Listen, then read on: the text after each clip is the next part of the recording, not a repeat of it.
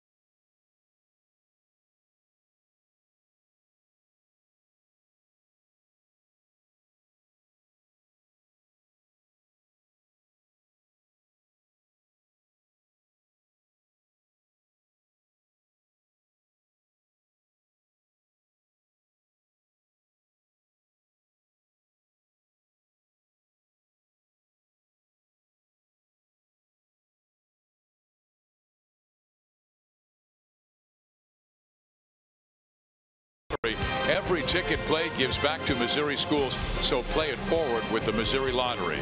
And by Chevrolet, the most awarded and fastest growing brand the last 4 years overall. Find yours at your Kansas City area Chevy dealers. Welcome back to Kauffman Stadium. Our first pitch is scheduled to begin at 9:30. Royals and Blue Jays and Hud back with you. And Ryan O'Hearn is a young man who has really shined the last few years in spring training, but he always had Eric Hosmer in front of him and now Lucas Duda. But lately, whether it's been at first base or as the designated hitter, he's showing us his strength. He's seizing his opportunity. He knows the window can be small at times when you get a start, and you got to make the best of it. Even when you come off the bench, you got to try to do something, and he's been doing it a lot. And he earned himself another start in tonight's game. O'Hearn, and I'm telling you what, this home run he hit to the opposite field was one of the prettiest left-handed swings, the home run swings I've seen out anybody. As head position, it was a perfect swing. And then last night, he jumped ship off the bench. That's a pinch hit home run. Man, his stock is on the rise. Hopefully tonight he can find one of those, and another one would be really special to help his team to hopefully a win. A fellow Texan will get the start. Glenn Sparkman from Ganado, Texas, will make his first major league start as a Royal.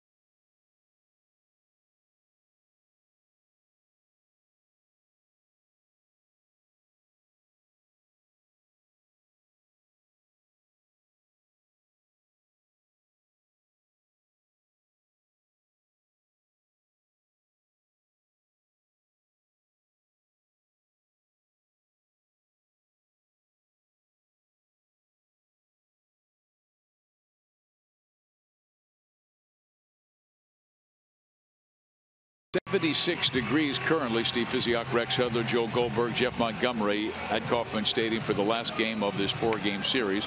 Let's take a look at the Toronto Blue Jays lineup. Randall Grichuk will lead things off. Then Devin Travis back in there starting. Justin Smoke, the switch hitting power hitter, along with Kendrys Morales, who is a switch hitter, and then Teoscar Hernandez, who has 18 home runs this year. And of course, making his first start as a Royal, Glenn Sparkman, the 6'2" right-hander from Ganado, Texas, about an hour and a half from Houston.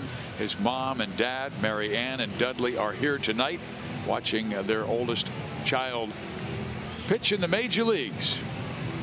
All right, Sparkman wants to establish his fastball. He's got a good one. Now it's not overpowering, but it's certainly mid-90s or above. Just 243, 1 homer against that. But that'll set up, of course, the slider, changeup, and the curve as secondary pitches, which are all important if you want to go through that lineup more than twice. Forward around the horn, Royals defense, and it's been fantastic. 15 straight airless games. Now it's been great to watch. But you see out there, Alex Gordon. Wow. Can't wait to watch him throw somebody else out. He's got 9 outfield assists. And on the infield, Ryan O'Hearn making his 4th big league start at first base for the Royals. As a matter of fact, he's fielding 1,000. Our umpires, that is Marvin Hudson, who is the crew chief. Bruce Dreckman will be calling balls and strikes. Estabrook is at first, and Chris Siegel will be at third base tonight. Our Kia drive to success, Glenn Sparkman. His last start on Friday versus St. Louis when he came out of the bullpen was quite good, but his last 6 major league games, a 3.55 ERA and opponents batting just .245. But he was impressive coming out of the bullpen against St. Louis after the starter did not go more than 2. Grichuk in conversation with the always sparkling personality of Salvador Perez. And here we go. Fouled off.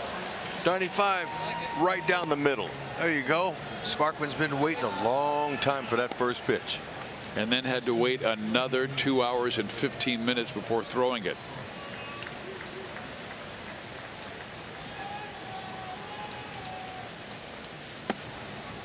I had a chance to visit with him quite a bit yesterday. He was the Royals' 20th round pick in 2013 out of Wharton Junior College.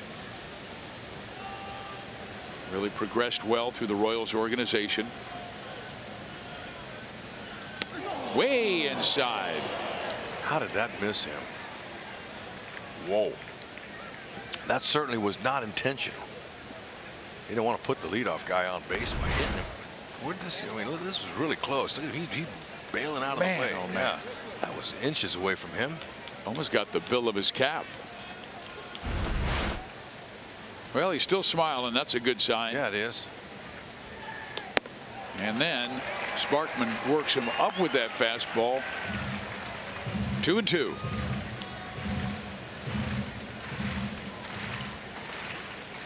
Two guys from Texas. Grichuk from Rosenberg, Texas. And we told you Sparkman from Ganado. 3-2.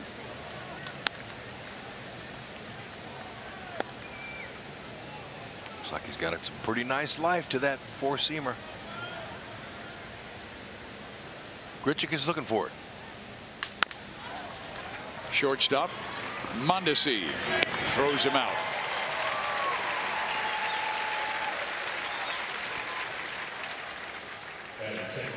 And I think mom and dad can take a sigh of relief after their son got the first batter out.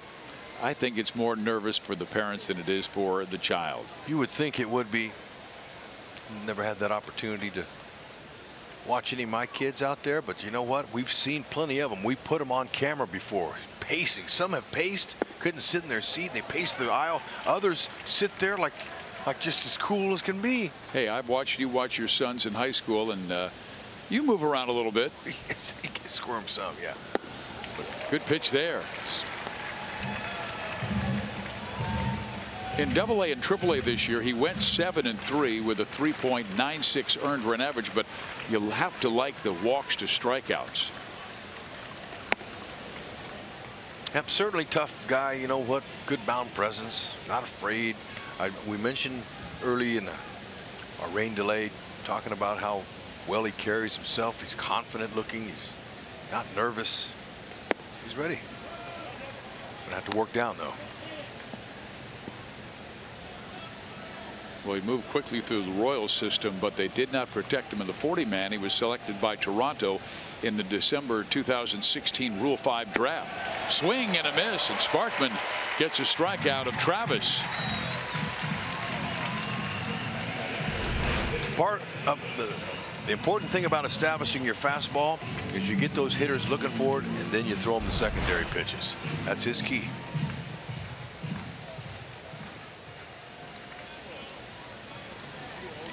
Now the dangerous Justin Smoke, who has been hot, hitting .315 with 7 home runs his last 33 games. Ball 1. Smoke 2 for 10 in this series with 4 walks.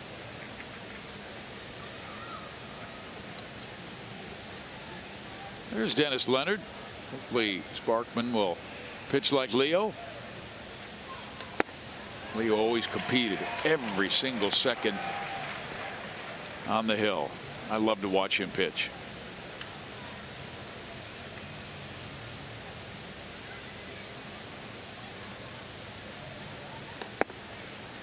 Two balls and 1 strike. I was telling you about Sparkman, selected by Toronto in the Rule 5 draft in December of 16, and then in the 17 season he broke his right thumb in the Blue Jays system and returned to Kansas City on July 8th. Told me he's glad to be back in an organization that knows him well, and he said there have been so many who have helped him in the Royals organization, like Steve Luber, Larry Carter, and Andy Hawkins. Now Cal Eldred, changeup on a 3-1 count. Yeah, that's smart. You're throwing one of their best hitters with the most power in a hitter's count, a changeup like that, really smart. He was looking for a fastball all the way. He was already committed to swing before the ball left his hand. And then he goes up the ladder at 96 and strikes out Smoke. So a splendid first inning for Glenn Sparkman. Establish that heater. Go ahead.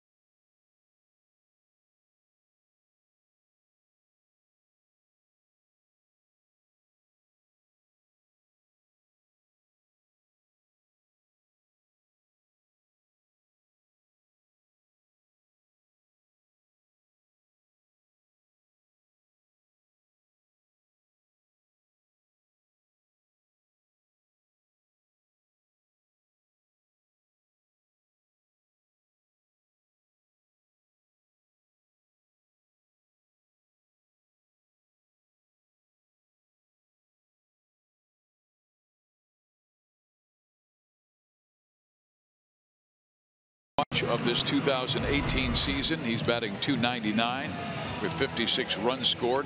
Then Gordon, Perez, Duda, Herrera, Bonifacio, O'Hearn, Dozier, and Mondesi Escobar getting the night off.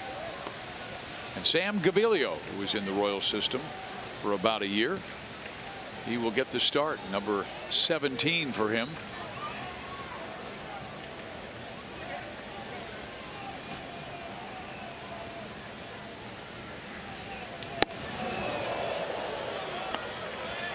keys for the Royals? Hey, left-handed bats, wake up, go ahead. 381 opponent average by left-handed bats in the last 4 starts.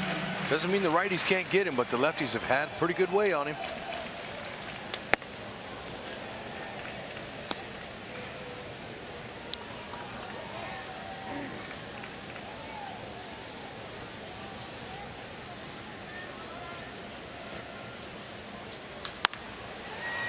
Shortstop. Rainier throws out Merrifield, 1 down. The Blue Jays defensively, Kevin Pillar, the center fielder, loves playing center field here at the K. Why? Because he loves to run and hardly a threat to hit the wall. He said it's so big out there, unbelievable. Morales, he's making his 14th start at first base this season for the Jays, just 1 error. In the 2 years he played defense for the Royals, never erred 1 time. Pretty impressive. He had some starts in right and at first base during his days in 15 and 16.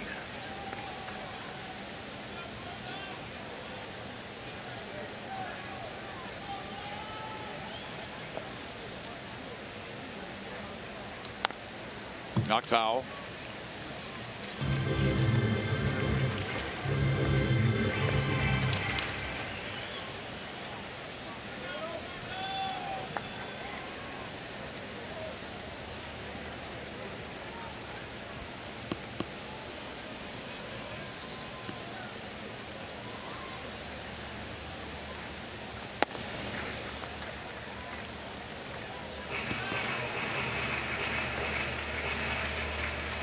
Two-one count to Alex, who is 1 for 11 in this series and has reached base in 15 of his last 16.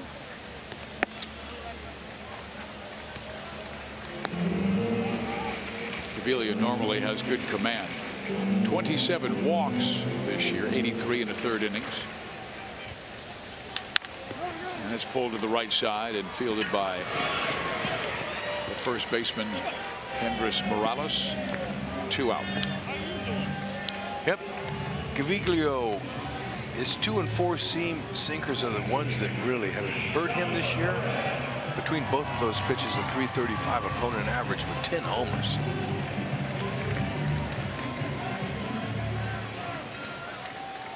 Guarantee you that's what Salvi's looking for. Something straight. Beginning to rain a little bit again, but again we had a 2-hour and 15-minute rain delay. The National Weather Service said there would be intermittent showers, but no big storms. We'll see.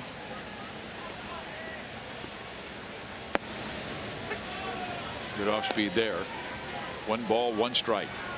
Our Toyota League leaders, you can see most home runs since the All-Star break. Chris Davis for Oakland has been amazing, but Perez has 8. 1 and 2. 89. That was the speed of the pitch he hit last night.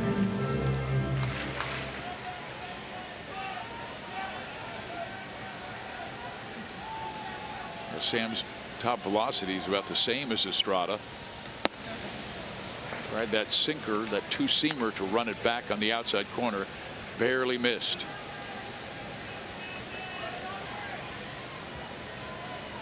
Salvi's locked in. He's not jumping up there. He's waiting. It's like. And then a breaking ball strikes him out.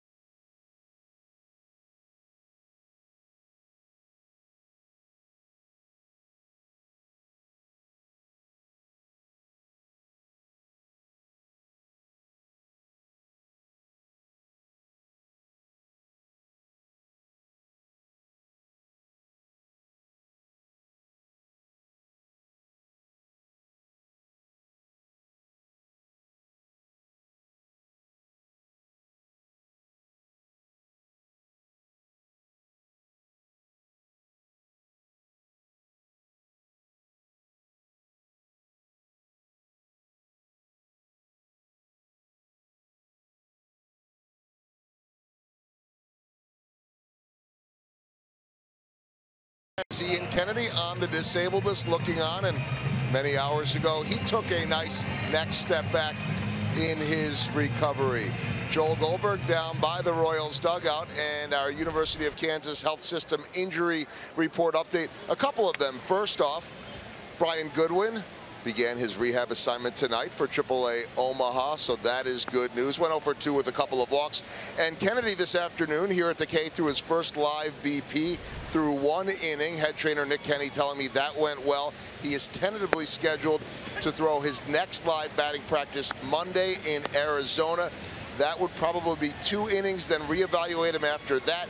If it goes well, or really the steps are this: either he goes and has 1 more live BP, or he will get into game action. But nice steps for Ian Kennedy. One other thing, guys, the grounds crew down here, and there's more rain coming. They said we're going to be wet. It's going to be raining, but we should be playing. Well, you're a tough guy, Joe, so you'll fight through it. Here's Morales with a ground ball to the right side, fielded by Herrera, who throws him out, and there's 1 down. Well, also, HUD, Omaha is leading Oklahoma City 4-3, and Brian Goodwin, who Joe talked about, 0 for 2, but a run scored, also walked a couple of times. It'd be nice to really see that young man back at the Royals, to have the coaches get a full look at Brian Goodwin. Yeah, and you know, he wants to stay healthy, especially having an issue with his leg. Get it right. Well, Kennedy's rehab in Arizona should be nice and toasty. It's supposed to be 108 degrees there on Monday. Also in that Omaha game, Jake Kalish, 7 strong innings, 3 runs allowed. He's a left-hander. Yeah. Not an overpowering left-hander, but hits the spots. They say he has great pitchability.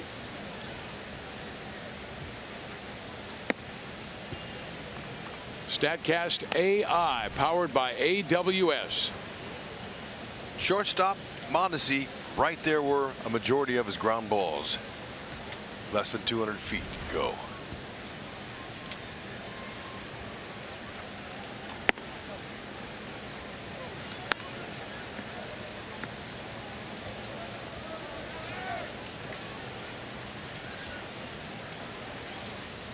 Hernandez right now, then Pilar on deck.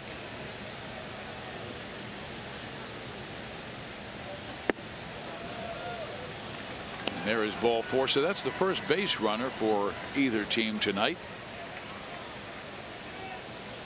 Royals have really paid for their walks in this series. Toronto has capitalized on those mistakes.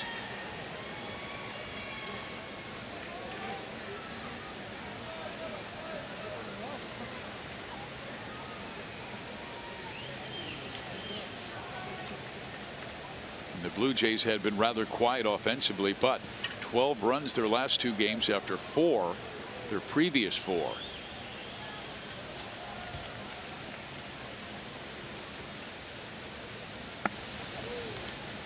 And Kevin Pilar has really hurt the Royals since the beginning of the 2015 season. .341 average. Seems like every time you're looking up, he's getting a hit, and a big one. He had the game-winning home run in Tuesday's win. Look at Little that. check swing. Doesn't even mean when to you're do it. hot, you're hot. Doesn't even mean to do it, and he gets a hit. That's unfortunate, because that takes him out of any possibility of rolling up a double play now with less than 2 outs. Sparkman will have to pick himself up here. Nothing wrong with that. I mean, that happens. Didn't mean to do it, but he'll take it. You might get 2 of those a year. If you get 1 of them, you're going good. Well, he has been going good. I mean, really picked things up in this series. That's his 5th hit. It was a home run, 5 RBIs. And now Danny Jansen, who in his first 2 major leagues games was outstanding, picking up his first major league hit on Monday, and then his first major league home run on Tuesday. Strike 1. This is where Glenn would really go for the strikeout. Love it. That or a pop up, or a ground ball to O'Hearn at first base, who's in on the grass. Everybody else is all back, You don't want, if a ball gets through, gives him more range. Ooh, yeah. Good slider there, and a swing and a miss, and an 0-2 count. Danny Jansen. Would you go back to that pitch? Might stay with it. He's be careful. Anything too good here. 0-2. Make him chase. He did, and hits it deep enough to right. Bonifacio has to track it. He'll bring the throw home, but it will be short. Both runners advance, and it's 1-0 Toronto.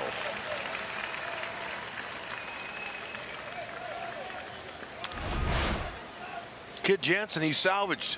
Yeah, now that's a little bit still got too much of the plate, but you know, you got to credit him. He wasn't trying to pull it.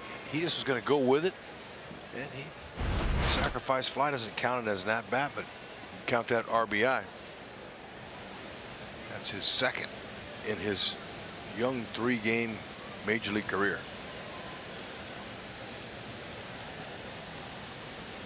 Now Diaz, a guy they have been able to keep quiet in this series. He's only 1 for 10. And had come into the series really swinging the bat well. But boy, he looks like he may have tweaked his bat. He's moving around and bent over, the little pain look on his face. Good power, 15 home runs.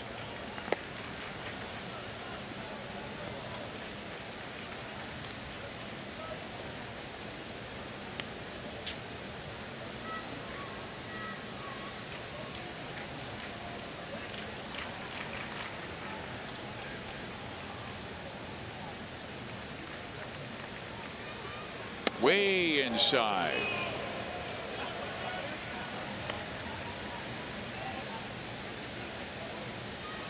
Yeah, Sparkman missing on a few close up around the chin.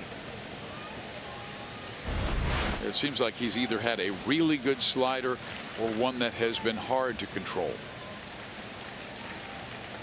And again, a fastball up and in and clipped him on the shoulder.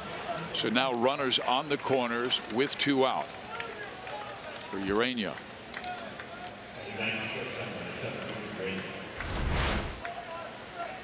Yep, went right back in there again, clipped him right on the tricep, right below the shoulder. Grazed him. Sparkman been up a lot early.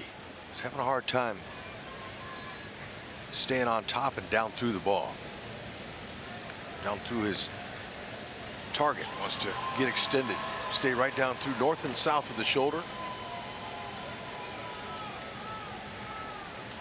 Fouled off. That was better. And maybe he got right back to it, because he was telling me yesterday, Hud, when he came up with the Royals organization, he was a bit stubborn at first in pro ball. He said his arm slot was a little slower and he didn't want to go back on top, but he would swing his body around as well, and had success in junior college. Swing and a miss, 0-2, but he said working with Steve Luber and Larry Carter and Andy Hawkins, like you talked about, they got him more on top and staying behind the baseball. Yeah, you know, being stubborn is okay, especially when you are just beginning and you want to stay with what's gotten you there. But those names that you mentioned, those guys are well accomplished in their big league careers. They had big league job, but they're excellent in developing pitching. So he's smart to stay with that advice, because if you come to the big leagues, you got to throw strikes. You won't last long if you don't.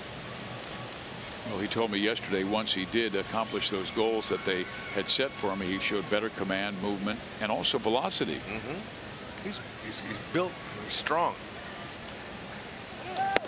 Runner goes, and Salvi now throws, and got him. How about that? Somebody blow a sign? Yeah, he thought there was a double steal on, and they might have. But Salvi will take it. He hesitated. He thought Pilar might try to come down. And then Diaz, he slowed up just enough to give Salvi another caught stealing.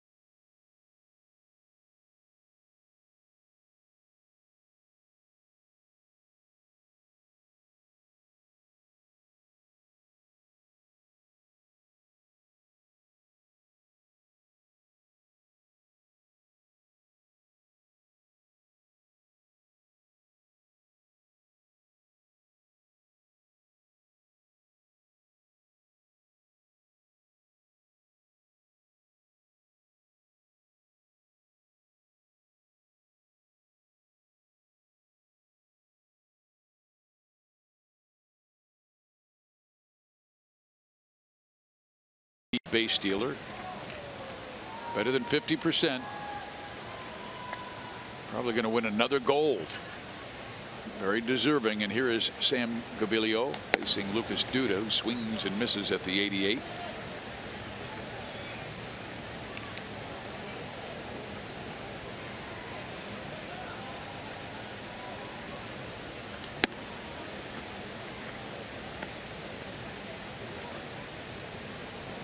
Duda went 0 for 4 after 8 hits in his previous 7 games.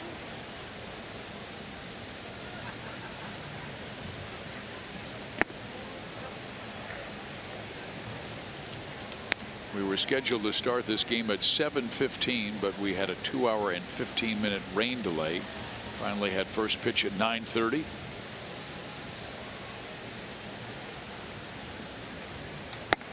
Strike in there. 1 and 2, and both these teams have to travel after the ball game. The Blue Jays to New York to face the Yankees this weekend, and the Royals to Chicago to face the White Sox.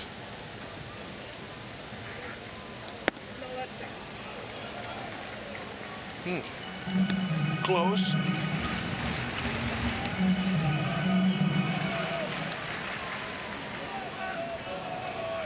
Gaviglio really is a ground ball pitcher. When he's up, he's in trouble. Drive to right and deep, and that ball is gone. Trouble.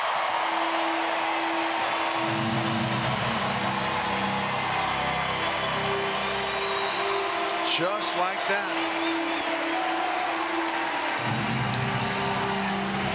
That's what he's looking for all the way. Lucas Duda. Make that. All 11 of his home runs this season have come versus a starting pitcher. That's 84. That wasn't fastball. It was a slider that just kind of spun, but spun just enough for Duda to catch it on the meat of his bat. He's done a lot of damage in this first inning. Ground ball left side, fielded by Urania, and Herrera is out number 1 in the second inning, but the Royals do tie it on the home run.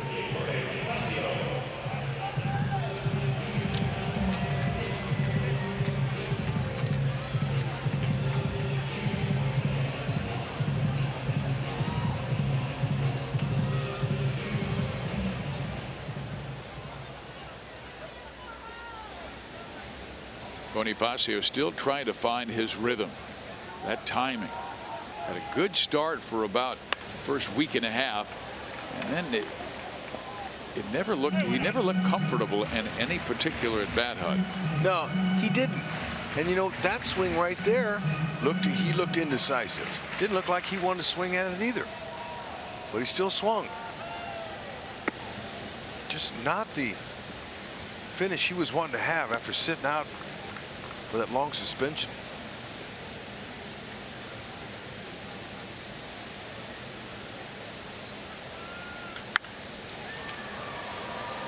Chasing it is Grichuk, but he'll run out of room.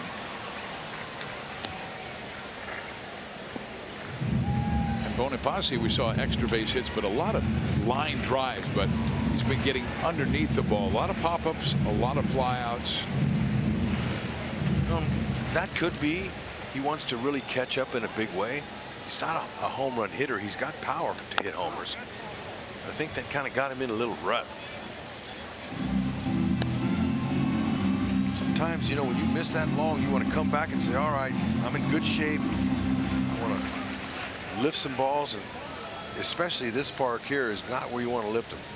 Although, and he had such a good rookie season, hitting .255 with 17 home runs and only 384 at bats. No, that's a nice year right there. Numbers he put up. Rock to left field for a hit. See if he goes for 2. He is. And the throw. Oh, man. Got him. Boy, nicely done there. That was perfect. Hernandez with a pinpoint accurate throw. And, you know, so Bonifacio, he saw that ball, hit it off the end of his bat, so it wasn't, you know, didn't get out to the outfield that quick. But Hernandez circled in. I like how he got around it. Watch how he circles into it, gets the momentum going back to his target right over the top. Perfect throw. Yeah, and then second baseman Devon Travis put the tag directly on his foot. He was as a no doubter. Watch out. But Hud, you really don't mind that because he was forcing the defense to make a play. Yeah, and you know, that's what I'm saying. He believed he could make it there even on a perfect throw, but you weren't expecting Teoscar Hernandez to do that perfectly. And he did. Now Ryan O'Hearn, who came up as a pinch hitter in the 9th inning last night. Royals were trailing by 2, and he hit a solo blast into the Royals bullpen to draw them to within 1. Fly ball left. Hernandez about 15 feet from the warning track hauls it in, but Duda goes deep and ties this game at 1.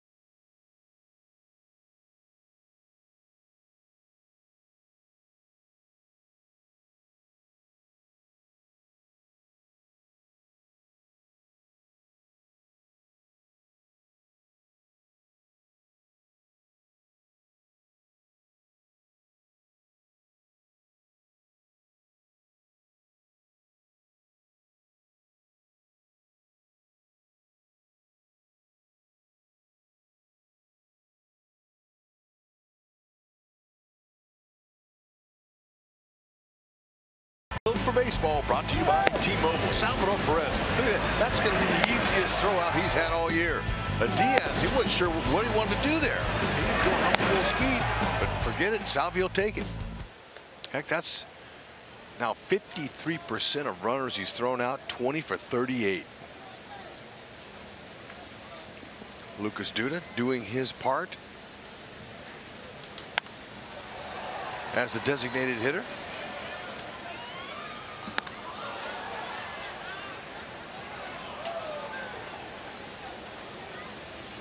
This is only the 27th at bat for Richard Urena this year. Just 22 years of age out of the Dominican Republic.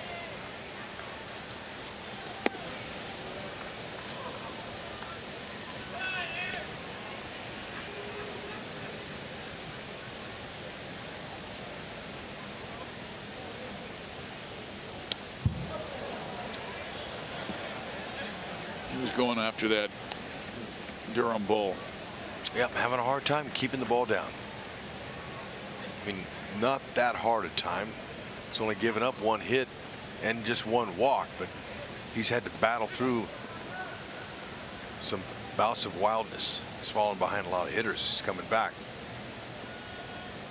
And walks have hurt the Royals in this series, and there is a strike, so come on back, Urena. 3-2. Royals have suffered 16 walks and 5 have scored. Where he wants to stay. Good spot down. Attack down. Repeat it. Went right after him and knocked it to the center fielder with Merrifield. 1 out. Parents and grandparents, it's not too late to purchase the perfect gift for your young Royals fans. Purchase the 2018 Sluggers Blue Crew box for just $30. Membership includes a jersey, flat bill cap, drawstring bag, 2 compression sleeves, 2 home game ticket vouchers, and much more. Sign up now at Royals.com/Blue Crew. All right, let's see how Sparky does with Randall Grichuk. When you have a name like Sparkman, you got to go with the nickname Sparky. It's called by his mates. Breaking ball swung on and missed. Did you ever know anybody by the name of Sparky? Well, I used to work with George Anderson, who was the skipper for the Cincinnati Reds and later for the Detroit Tigers, winning world championships in both the National and American League.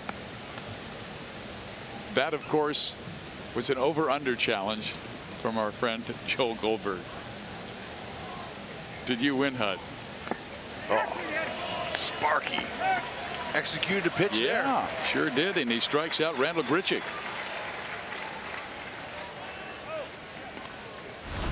Third strikeout.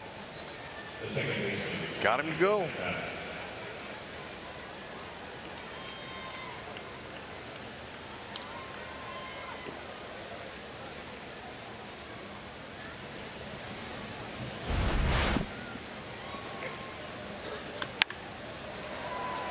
Down the right field line and foul.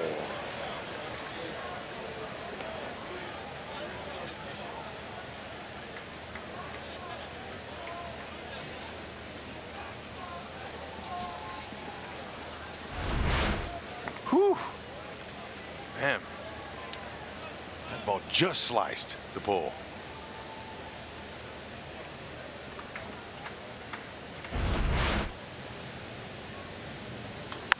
Now Travis pulls it foul left side. 0-2.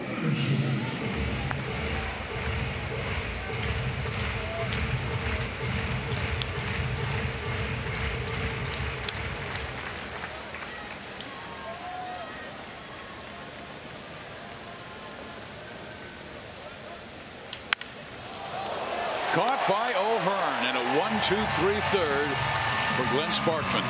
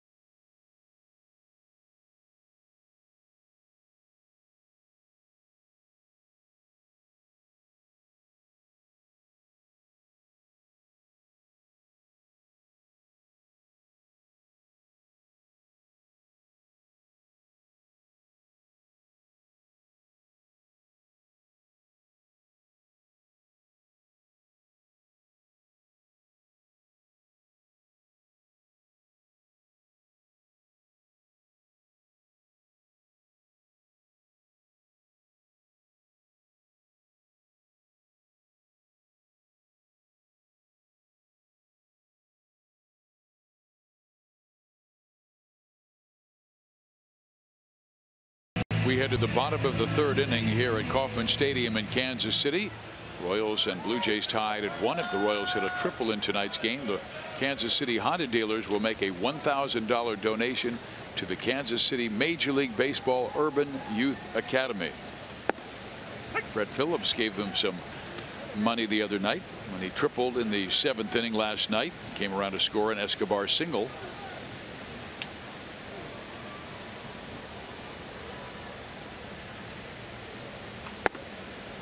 Dozier back in there playing third base tonight. He's had a rough time of lately. Over his last 12 to see that batting average drop to 211.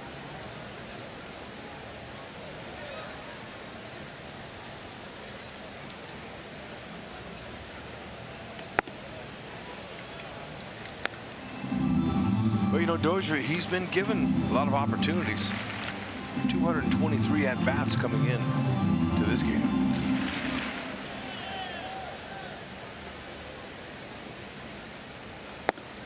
In there, strike 3 called.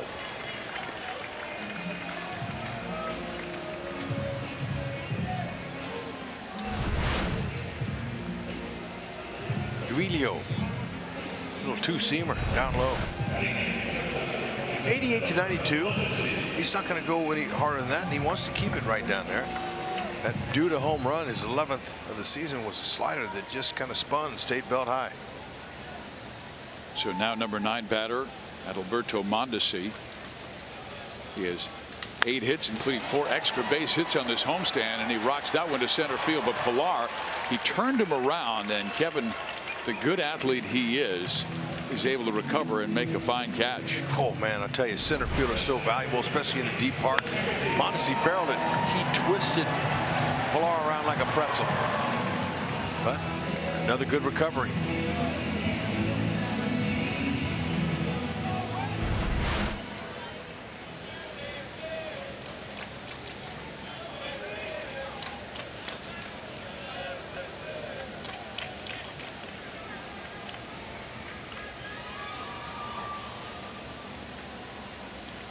We grounded out his first time up.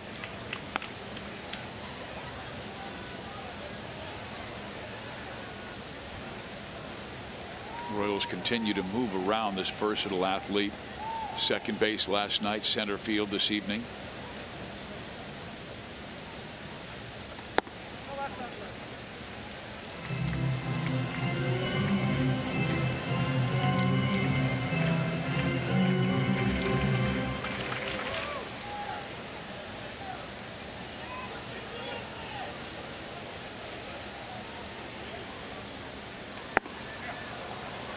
Tried to check his swing, but went well past, and a 2-1 count now.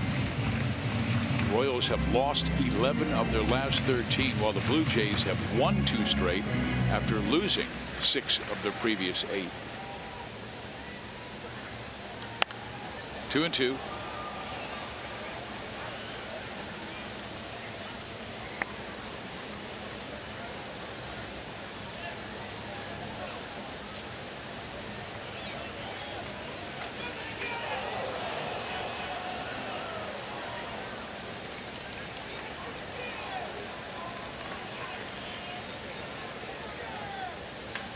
Up the middle. There's a base hit. For Witt, that's 137 on the season, leading the ball club by a wide margin. Right up the middle. That's what you do with a mistake at 90. That ball, that two-seamer stayed up. And Witt's not going to miss one of those. With his short, compact swing staying inside the ball. Perfectly done. We saw the Royals really run like crazy in game 2 of this series. They stole 4 bases.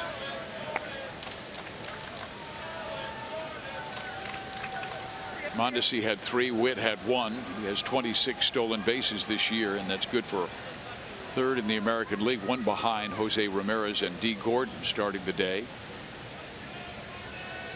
And there is a shot right to the shortstop, and that's the final out. So the Royals hit 2 right on the screws, 1 by Mondesi, 1 by Alex. They're out.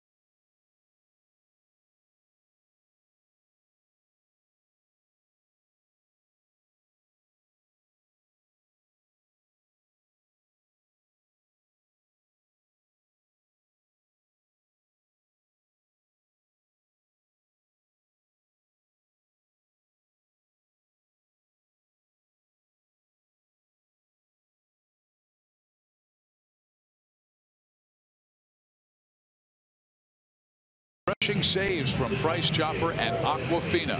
Sign up at mypricechopper.com/saves to save on Aquafina when the Royals get a save.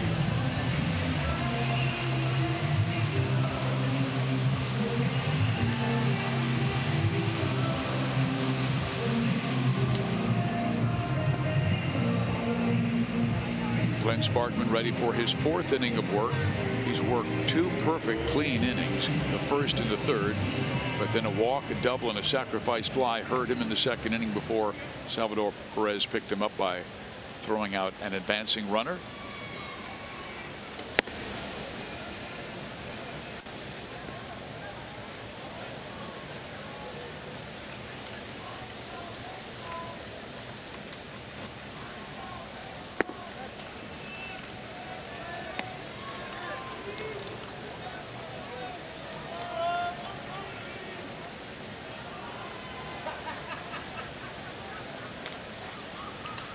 Out of play.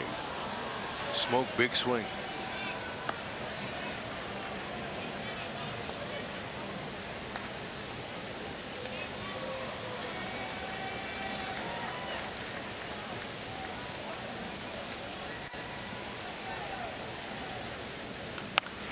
He did have another big swing there, and now a 2-2 count. Yeah, that's what Sparkman's trying to do, get him set up on that fastball. And he's done a pretty good job, even though at times Sparkman hasn't really had good command with that 4-seamer, but say got him set up for the breaker. Change up there, up.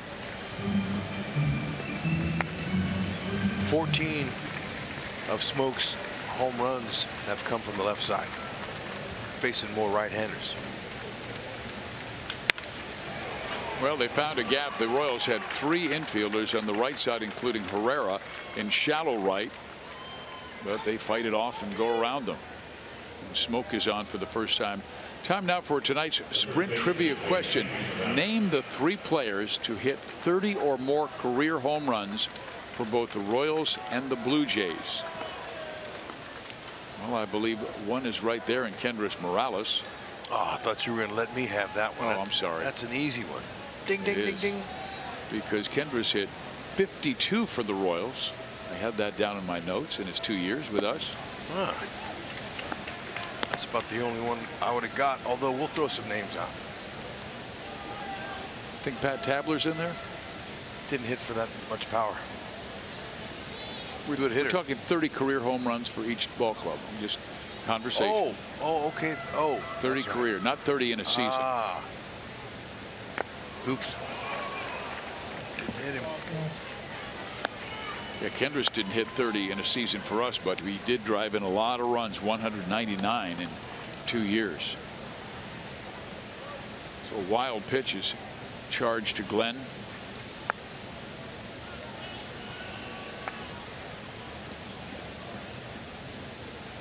Here's Pat Tabler.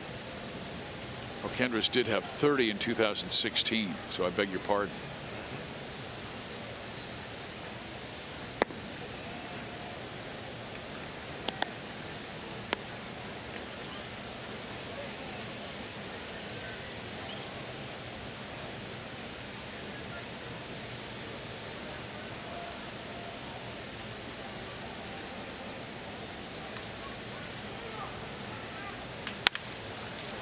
And that's going to find right field. Smoke's going to come around and score to make it a 2-1 Toronto lead.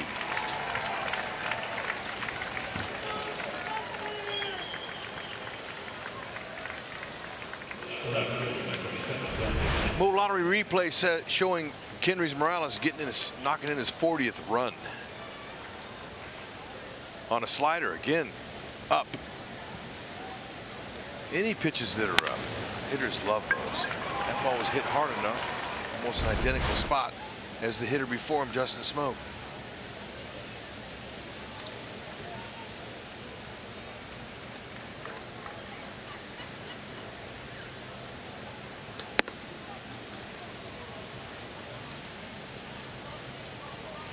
What about John Mayberry? He had some time with Toronto. Big John? At the end of his career, didn't he? Yeah. Go with it. You like it. Oh, he went. Teoscar Hernandez, who does have a big strike zone. He has struck out 125 times this year, but walked his first time and came around to score Toronto's first run in the sacrifice fly by Jansen.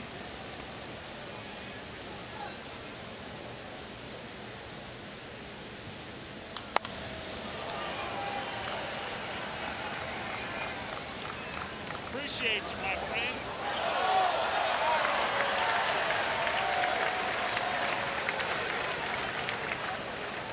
I'm going to go with Big John. That's going to be an official count. Oh. So Really? Do we have one more or two more? Ding, ding, ding, ding, ding. One more. Okay.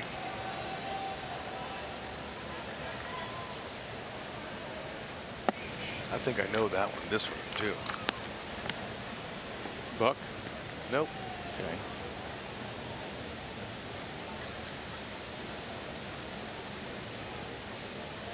Back-to-back singles by Smoke and Morales, giving Toronto the edge. Tight.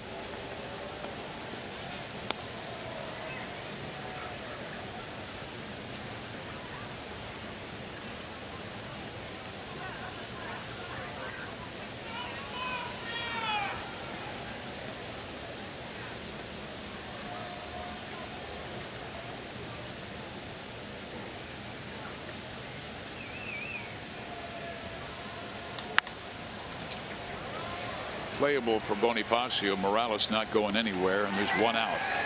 So who is the guy you were thinking of, Hud? He's a good hitter.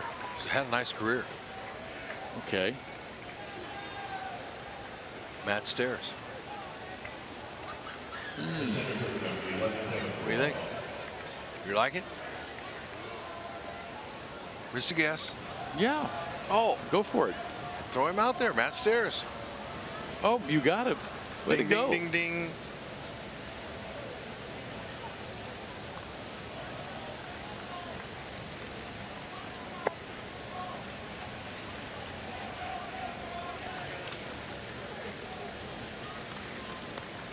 There is the answer. Name the 3 players to hit 30 or more career home runs for both the Royals and Blue Jays.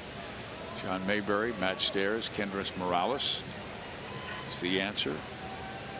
We had success on this night. Do you know Matt Stairs played in Japan for the Chunichi Dragons in 1993, the year I was over there? And he was young in his career. I think his nickname in Japan was Sparky. Come on, Fizz. He had a little bit of time with the Expos, and then he went to Japan.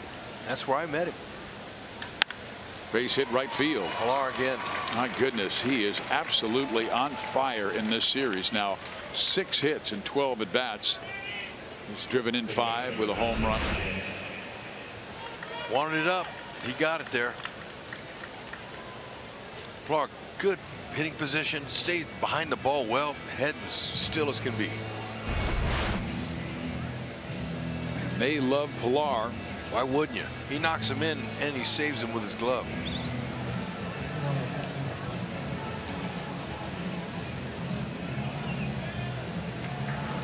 Brian Flynn starting to warm in the Kansas City bullpen. And the Royals don't have a day off for a while, so their bullpen will be taxed. Our next day off will be on the 27th. So a week from Monday.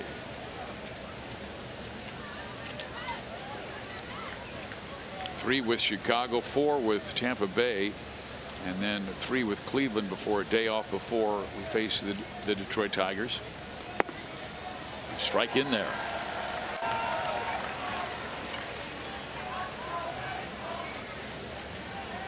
Jansen has had a terrific beginning to his young career. Been a tough out every single time up.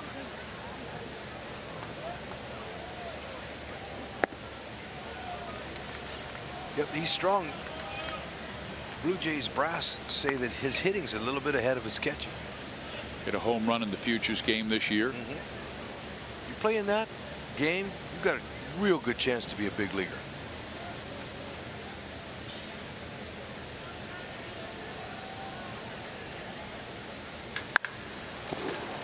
He's got quick hands, good bat speed. Merrifield under it, no advance. 2 out for Ledmus Diaz. This is where Sparkman wants to make a quality pitch, get this final out, strand those runners. Right now it is just a 2-1 ball game. The Royals have, of course, had a rough time scoring runs this year, dead last in the American League at 3.6 per game. If he can secure an out right here, might buy him another inning.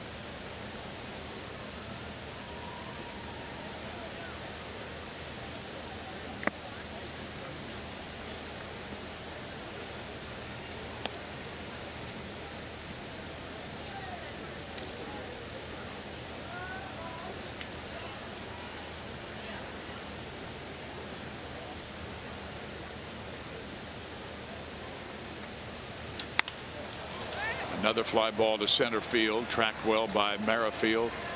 He brings it down, and Sparkman does do a good job after giving up back-to-back hits that break the tie. We will see the guy who tied it up in his previous swing, Lucas Duda.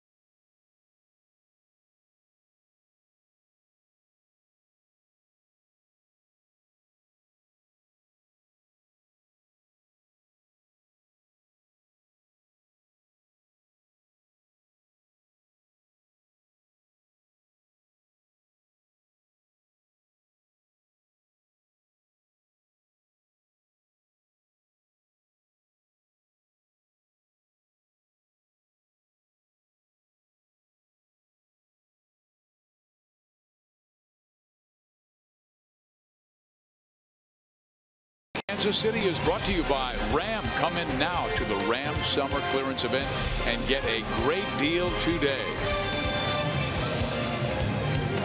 Those little girls are darling little They're girls. having a blast. I think they were out in the rain. Look at those curls with the humidity and moisture. Fantastic.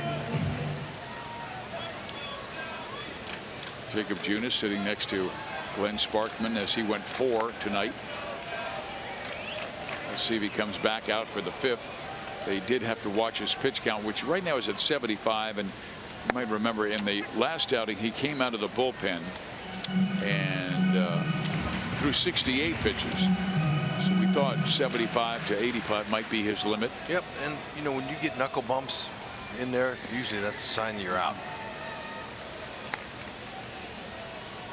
Perez will lead things off, then Duda, then Herrera.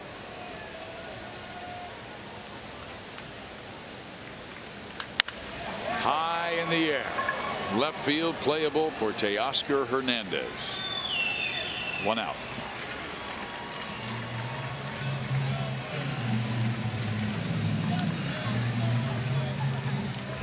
Back in the 2nd inning, Lucas Duda connected with his 11th. The StatCast on that shows that on the line. 23-degree launch angle.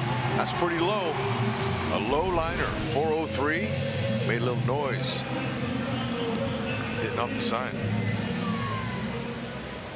Never got higher than 60 feet, Fizz. That's a linea, they say in Spanish, for line drive. And he's done some damage against Toronto. That's now 5 home runs his last 14 games against these Blue Jays. So Gavilio will go back to work. Sam out of Ashland, Oregon. He was that state's player of the year in 2008 in baseball. And he went on to Oregon State. which is one of the finest baseball schools in the country. They won the national championship this year, and you had a chance to, and so did I, to visit with some of the Arkansas coaches that came up, the Glass family. Yeah. Oregon State, of course, knocked off Arkansas in that championship game, though it was so dramatic. Yep, still Arkansas deserved to be congratulated. Absolutely. What a year. It's not easy to get there. And the Royals were able to draft their center fielder, Eric Cole, sign him.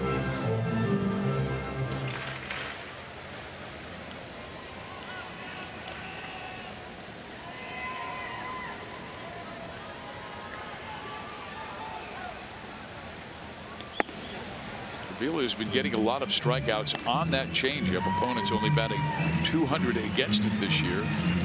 His last game, he lost to the Rays 3-1, but did not walk a batter and struck out 7.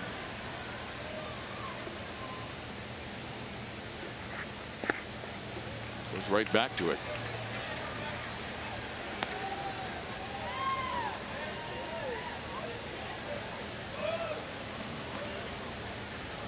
He has had trouble with the fastball, both the 2-seam and 4-seam. Opponents batting over .330 against both of his fastballs. And that's hit hard, but right to the shortstop. Urena throws him out. 2 down.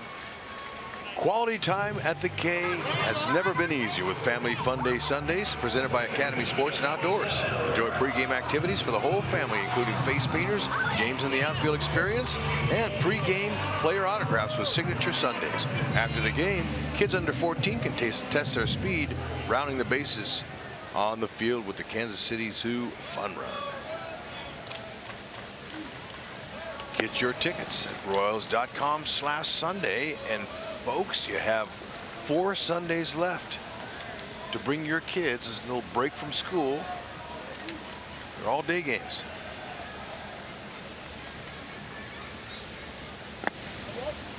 Herrera takes ball 1.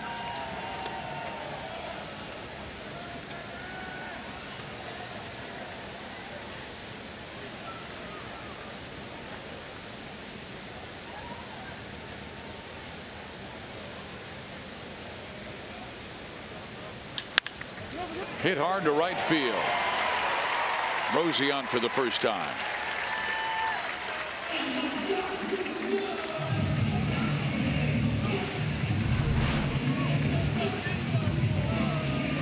Single, but again up. That's the same place Duda got the hit for his 11th home run. Rosie couldn't get it elevated.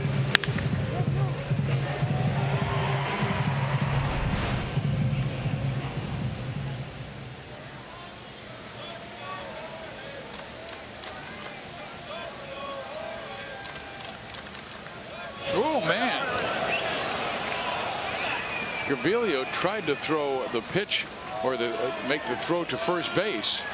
Well, they're saying that's the ball. Is that a balk? Yeah, that's a balk.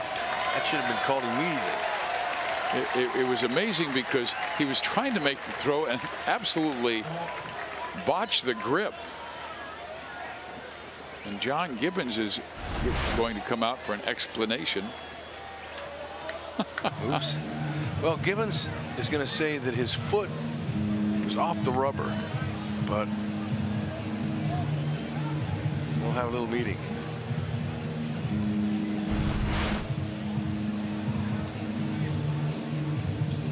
I mean, can you call it a balk if the pitcher attempted to throw to first base? I mean, what if he throws it over the head of the first baseman? Well, if you're not on the rubber, then it can't be a balk. Yeah.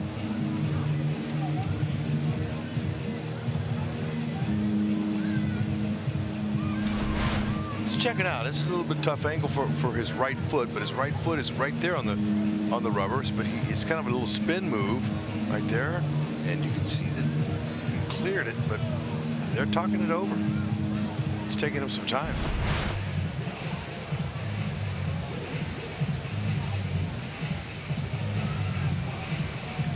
John Gibbons standing on the line wants an explanation. They're going to give it to him.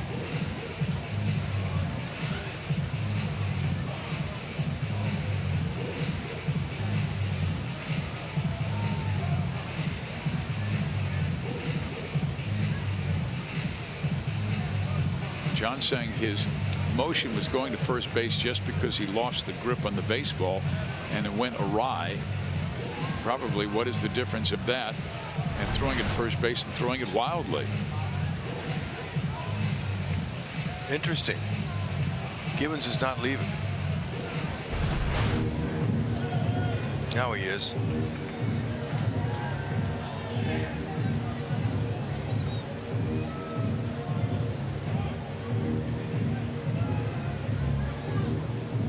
Looks talking like he's gonna. Looks like he wants to have him look at it. Because it must be about what you were talking about, Hud. Yeah. The position of foot on rubber. And it was really, couldn't hardly tell, but looked like he had cleared himself. Now Ned's getting an explanation.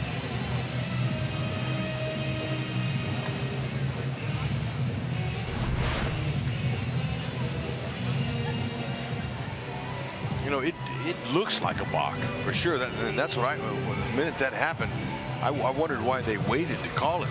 Home plate umpire did not call it. Second base umpire looked like to me Marvin Hudson.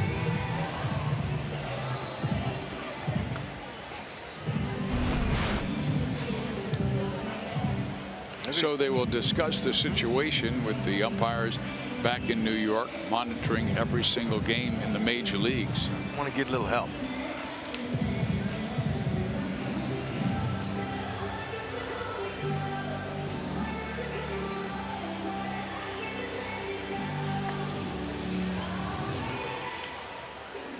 With 2 out, Rosell Herrera lined a single to right field. And with Bonifacio up, Vilio's throw went actually towards the Royals dugout.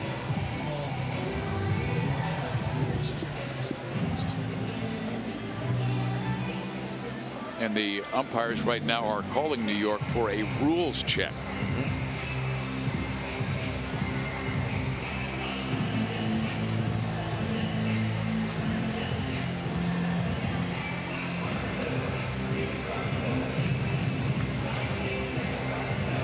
Was it a balk or not? Well, the non-reviewable plays are interference, obstruction, check swing, balk, illegal pitch, etc. So they are not taking a look at it to decide whether it's a balk or not. I think what they're doing is just calling New York to get the decision on the rules.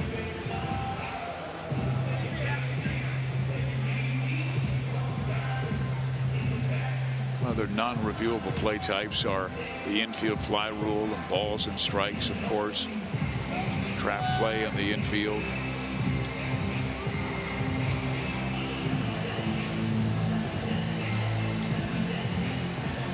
Herrera currently at second base.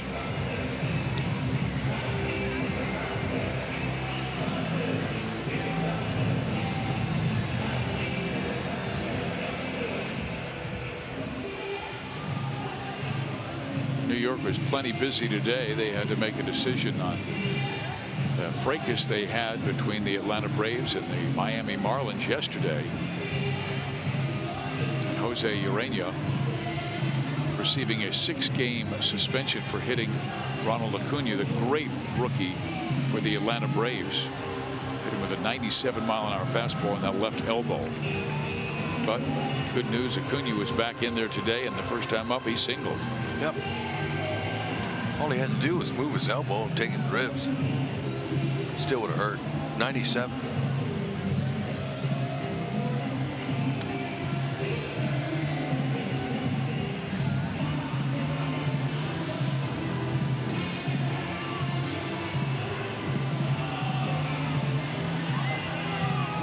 Looked like he was throwing the ball to first base.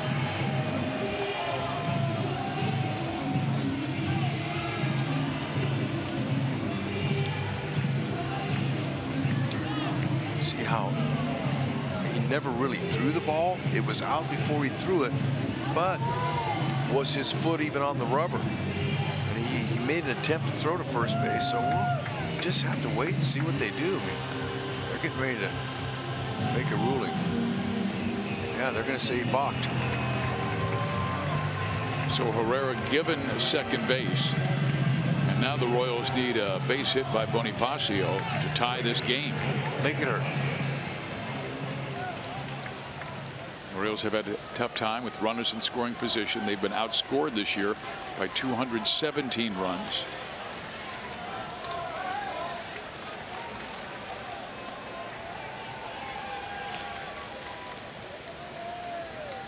Strike one.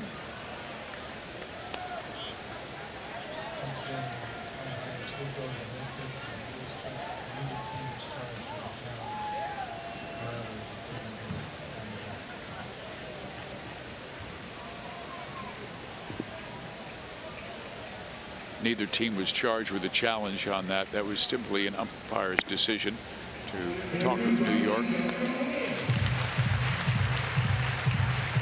Well, it's already been a wild and crazy night. 2 hour and 14-minute rain delay before the start of this ball game.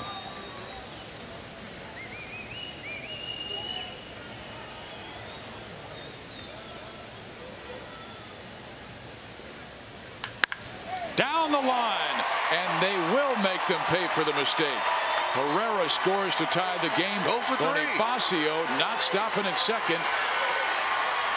He's got himself a 3-base hit.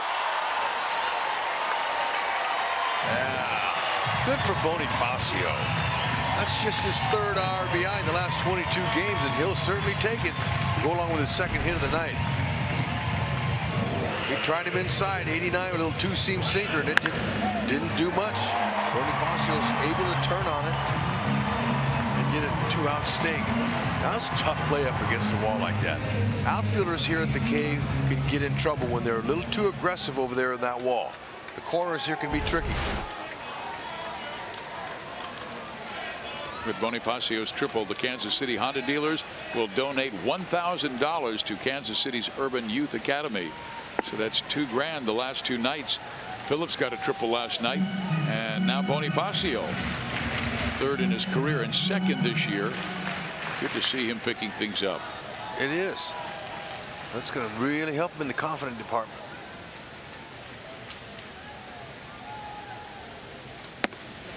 O'Hearn wanted a bite, did not, and it's 2-0. This is a young man with good power. Last 3 years in the minor leagues, 27, 22, 22 home runs.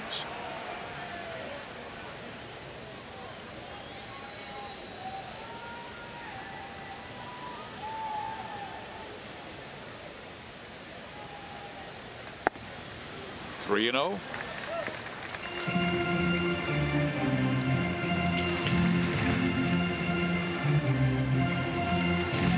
Dozier, his buddy, is next. They work out together in the offseason. They hail from the same area, just north of Dallas, Texas. Take him deep. Strike 3 and 1. Oh yeah. He says, well, you know what? It looked like he wanted to swing on that. But now, same situation.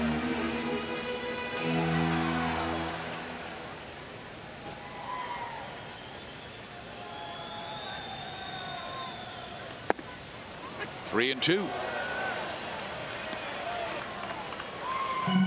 Good location there on a slider.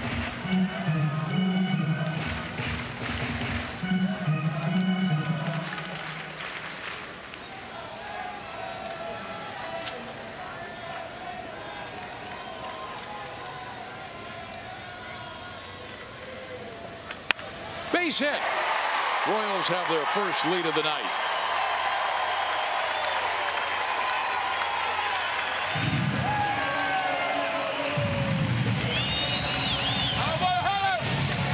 Tell you what, I like his opposite field hitting. They're trying to come in, and they did, and he just muscled up, shortened up his swing, and kept his hands inside of the ball and let the ball travel deep. There's a couple hits now in this series that we've seen him go into the opposite field. That's nice. Good level stroke. 2-out rally. Yeah, each of his home runs, one came to left, one came to right. And now he gives the Royals a 3-2 lead. It all started with the Rosell Herrera single, then the balk. And now a shot to left by Hunter Dozier. Teoscar Hernandez bobbles it. O'Hearn is going to score.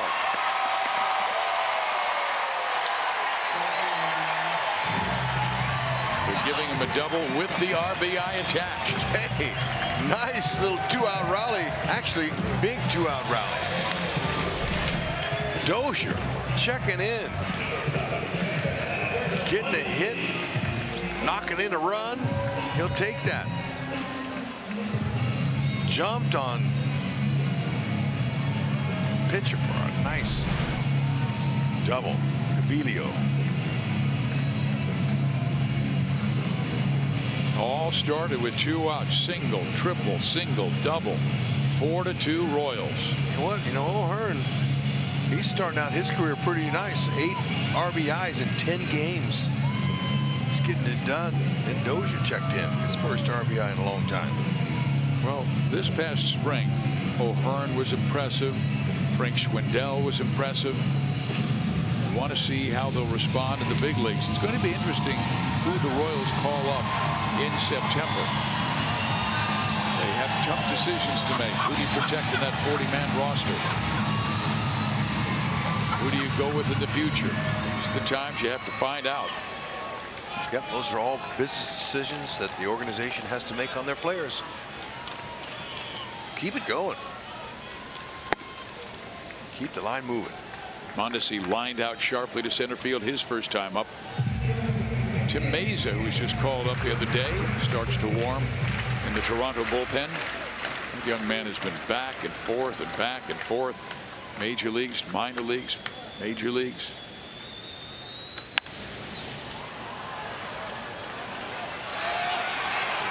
Hernandez makes the catch, but a big inning for KC.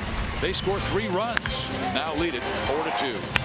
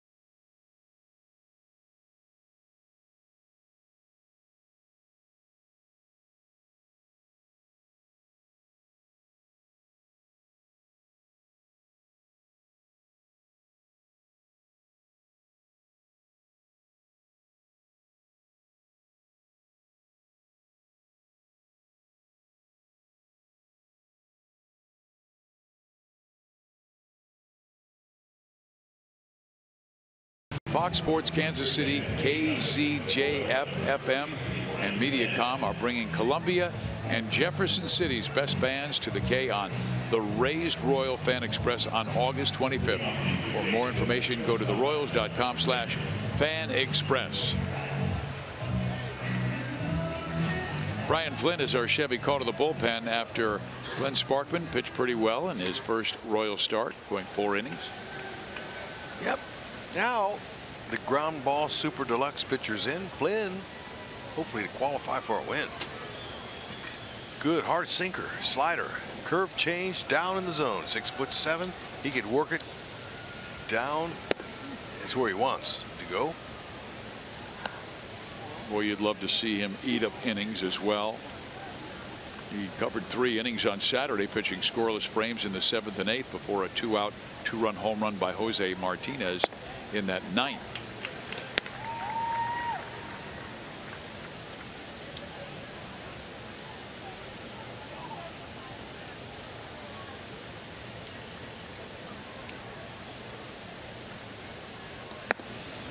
pitch there. Good slider down and in on the right-handed batter. Urania, they really like his talent, but he only hit .206 at AAA and still got the call up.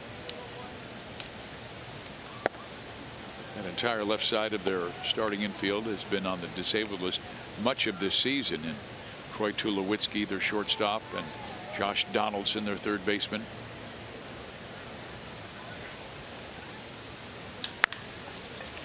Dozier. 1 out. You know, I think there's a certain pride in the defense right now with going 15 straight games without an error. Oh, you know it. Things are contagious in the game, and that's one of them. Defensive plays, they got a lot of respect for each other, and they're saying, hey, look, it's not going to be me. Who makes that error? Yeah, you and I were talking yesterday in the long pregame because of the rain delay yesterday, and you said nobody talks about it in the clubhouse. You're not going to say anything, but they all know.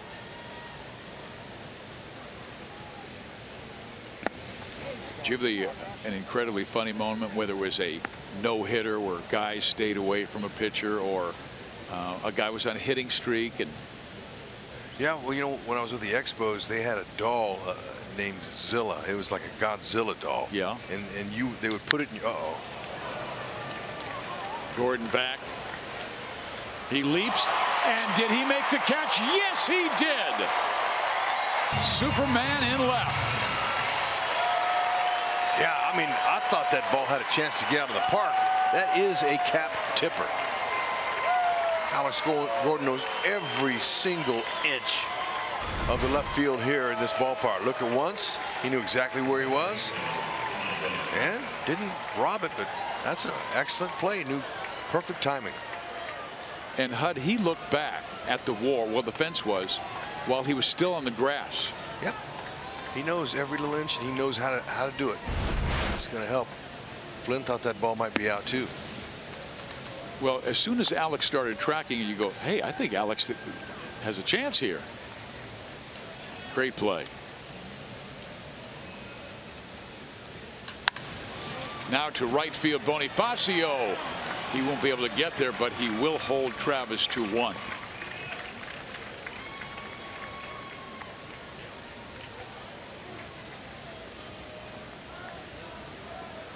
Anyway, if you got the Zilla doll and they put it in your locker after you made an error. Yeah. What team or like you with? Expos. And they would, and so there'd be a ball hit. Some guys in the dugout would go Zilla. Ah. Yeah, it was, you know, it was kind of a strange deal, but you know, you didn't want to have. Nobody wanted the Zilla. No.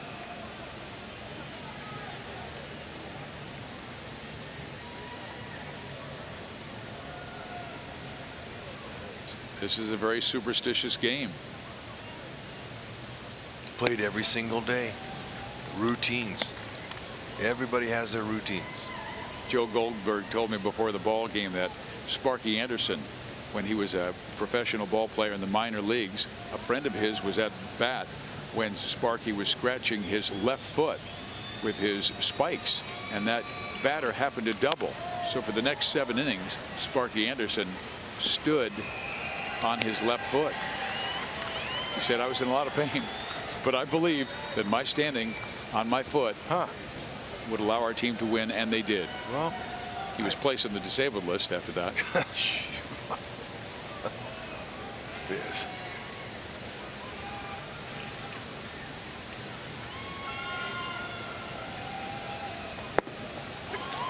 Smoke now batting from the right side. Switch hitter with power. Only Ramirez and Lindor have more home runs by a switch hitter in the American League the last 2 years. It's the beginning of 17. Smoke with 56.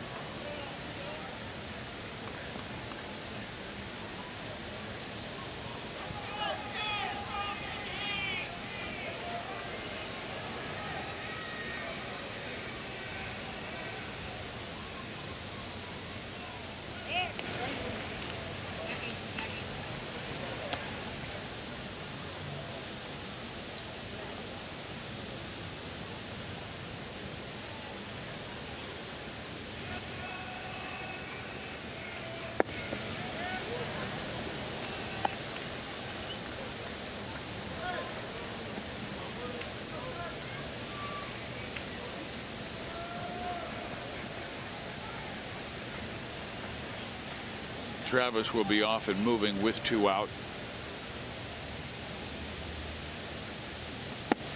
And a swing and a miss on a slider from Brian Flynn, but Alex Gordon keeps it 4-2 because of another Gold Glove type play.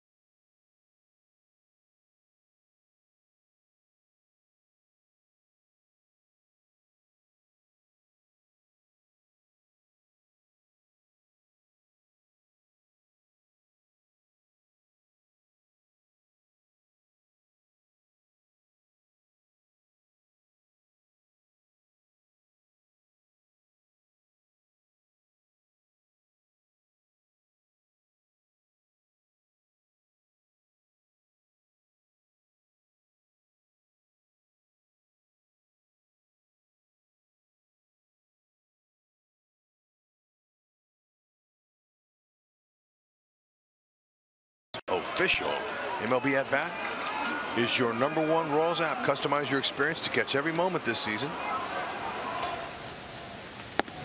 Get Royals home screen icons and features such as the MLB.TV game of the day, pitch tracking, in-game highlights, live radio broadcast stats, news, and more. Download MLB at bat today.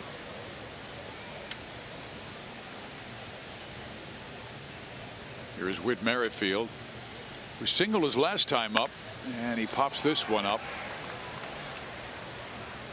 Playable for Grichuk, who makes the catch for out #1. Time for the showstopper. How about the game with the Mets? Game 1 of a doubleheader. The Mets with a club record 24 runs versus the Philadelphia Phillies in a 24-4 victory. 7th career slam for Bautista. I'll bet a position player pitched in that one. I would guess so. Double dipper. And there have been an incredible number of position players that have pitched this year, over 40. Now the Phils did win game 2, 9-6, and with the Braves losing to Colorado 5-3, they did cut into their lead a little bit. Now within 1.5 games of first place in that National League East. Cubs meantime beat Pittsburgh 1-0. John Lester with a marvelous 6 innings, and the Cubs still lead that Central over the Milwaukee Brewers. The Cardinals finally lost. They were one of the hottest teams in baseball. They lost tonight to Washington 5-4. 8-game winning streak history. Atlanta's 5-game win streak is over.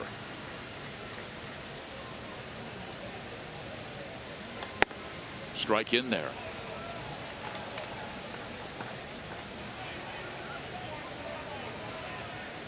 A lot of high scoring tonight. Minnesota scored 15 in a 7-run victory over Detroit. 3-2. Alex Gordon, he scalded that last ball he hit off of Gavilio. Line it to the second baseman.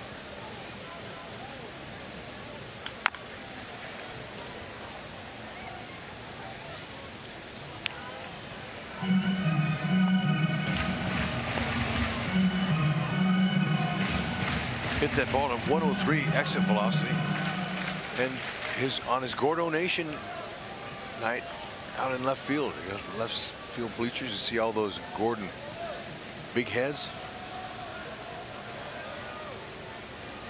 These are the Royal faithful who had to wait 2 hours and 14 minutes before the start of this game.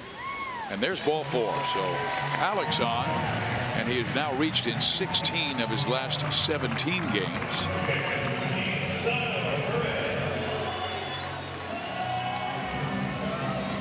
Says hello to his old teammate Kendrys Morales. Yep, 36th walk. That's second on the team behind Merrifield with 46. Morales was loved in the clubhouse by his Royals teammates. That's a rope to left field by Perez. Oh man, that's 2 balls he just missed hitting home runs on. First and second with only 1 out for Duda. And here comes Gibbons. He had a left-hander warming in that bullpen. To Mesa.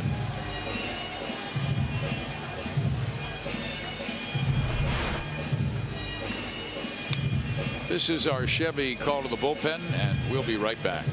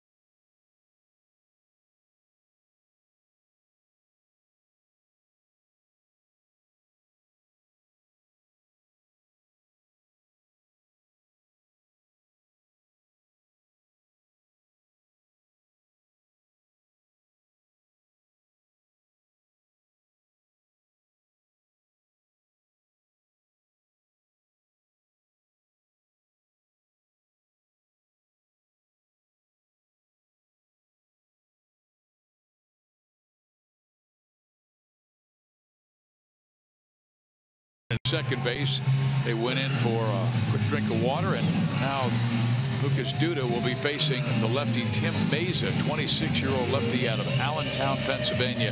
And this is a guy who has been recalled from AAA Buffalo 6-7 times this year on April 10th, April 23rd, May 3rd, June 1st, June 23rd, July 8th, and August 15th. That is putting together some mileage on that minor league to major league roller coaster. Yep, have left arm, have options, will travel. 6'3", 220. He's got a good heavy sinking fastball, slider, changeup. Low to mid 90s. See how it's working tonight. Duda was ready to rip, but he was looking for the fastball. Instead got that 86-mile-an-hour slider, and it's 0-1. Mesa was an All-American at Millersville University in Pennsylvania.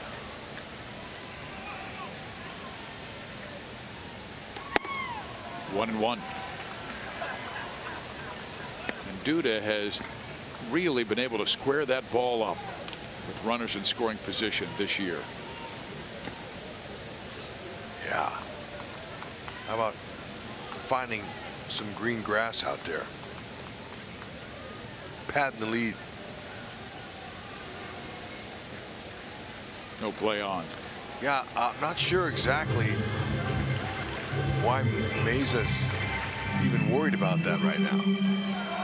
Alex and Salvador Perez aren't exactly going to try to pull off a double steal.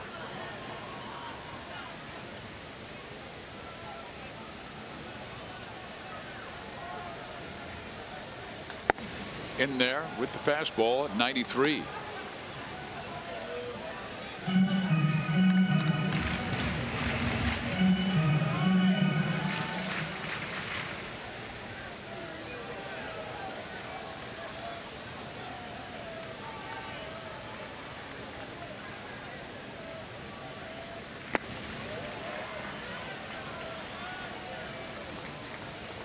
Mesa has recorded at least one strikeout in 28 of his 35 Major League Baseball games. Switch hitter Herrera is next.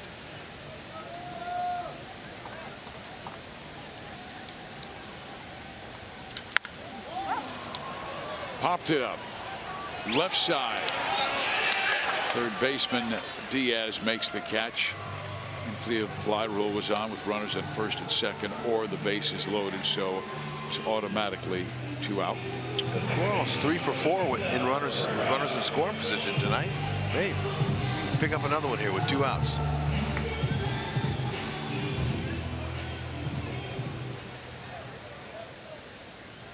Herrera against lefties, just 6 for 36.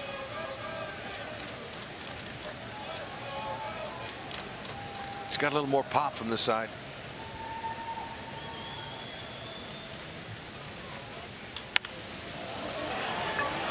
It's trouble. Pritchett can't make the play, and Gordon's going to score. Herrera to second base with the double.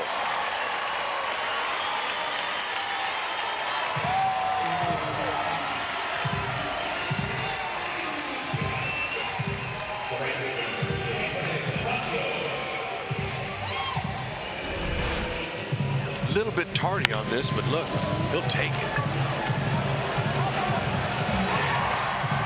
Last 4 runs, all with 2 outs. See if they can keep it going here. Got a hot hitter in Bonifacio. Herrera, he'll take it. Now Bonifacio, who has 2 hits tonight, one a single, the other a triple. Shot it by the third baseman Diaz. Diaz playing a little bit closer to the line. Another good swing by Boney. Ooh, yeah, quick. Gaining some confidence. Kevin McCarthy starting to warm in the Kansas City bullpen as the Royals now lead by 3.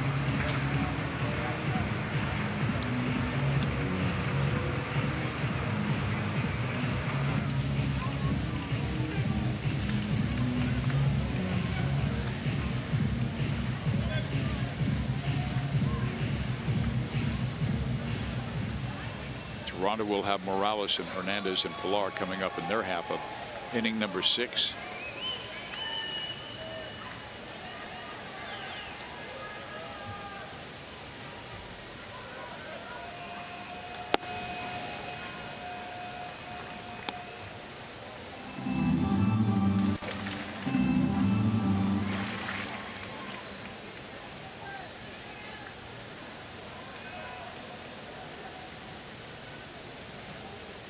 Way outside, and it's 2-1.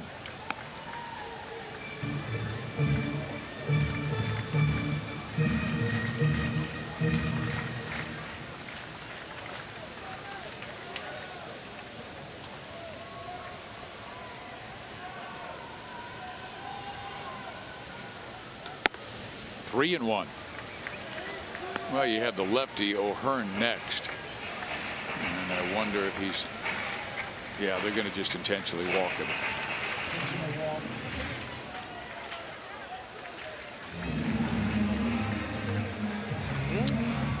Could be some trouble. I mean, O'Hearn, he has shown he can hit lefties and righties. You know, he hasn't been up that often against the lefties.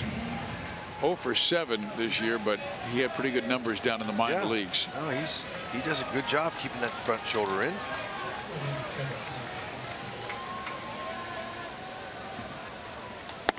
Strike 1. Just like Duda, he started him off with that slider.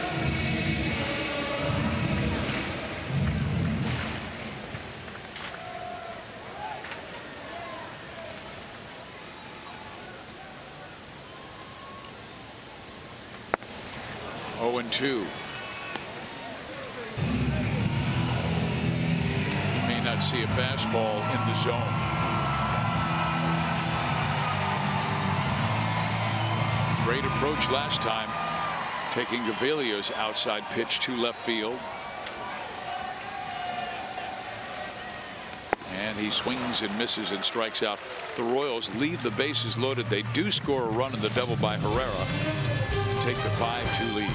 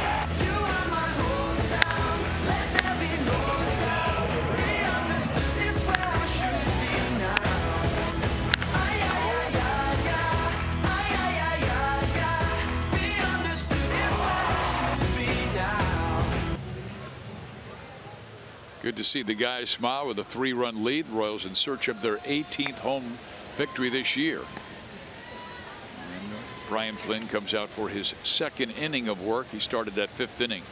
Gave up 1 hit, left him stranded. And now will face Morales.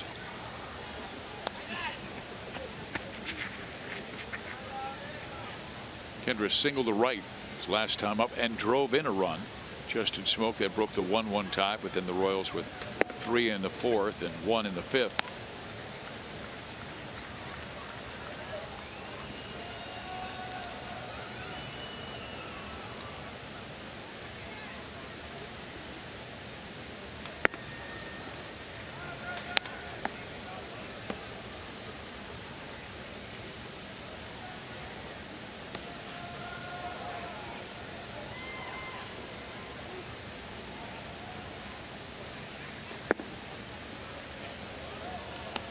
Falling behind, not something you wanted to do after your club gave you that 3-run cushion. The Royals did have McCarthy warming up in their pen. Outside, ball 4.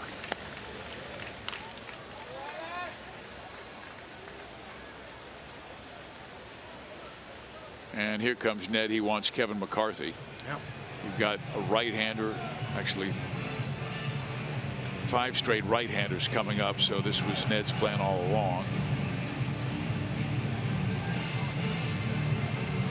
We'll be right back.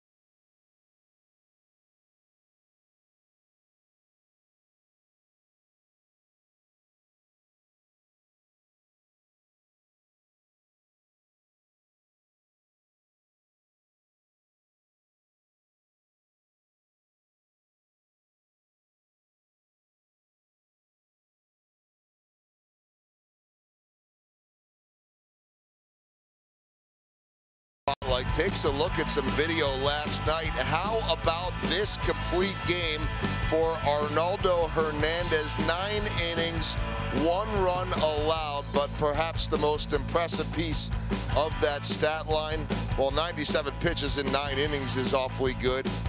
80 of them, 80 of the 97 pitches thrown by Hernandez were thrown for strikes for the 22-year-old out of Venezuela. Ooh, man. Goldie, that's a good way to get promoted.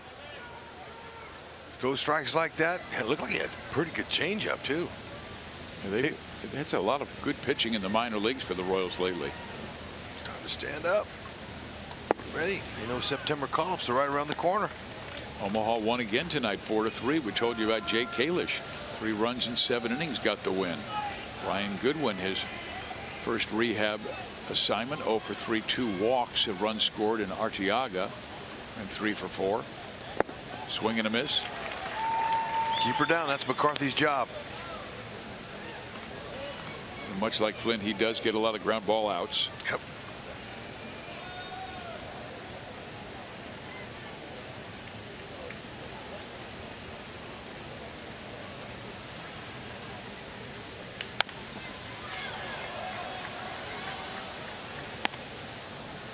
This is an area that the Royals must improve on. The bullpen dead last in the American League, and ERA at 5.29. Does pretty well when he keeps that ball on the ground. McCarthy's ground ball rate of 62.6. That's second among American League relievers. Just stuff like that. You see that? That's working down in the zone.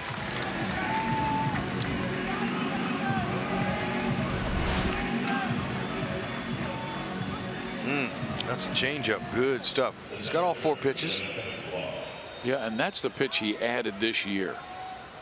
He's really been able to refine it lately. And like we just saw, he's not afraid to throw it to right-handers or lefties. No, he's not afraid, period. He's a tough competitor. Love his demeanor. And that was a heavy sinker right there. Kevin Pillar, 2 for 2, a double, a single, 6 hits in the series.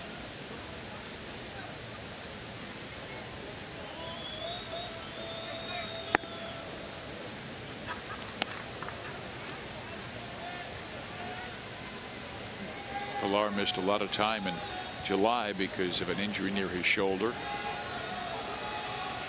Crashing into those walls, that'll get you some DL time. Aggressive center fielder, especially in his yard.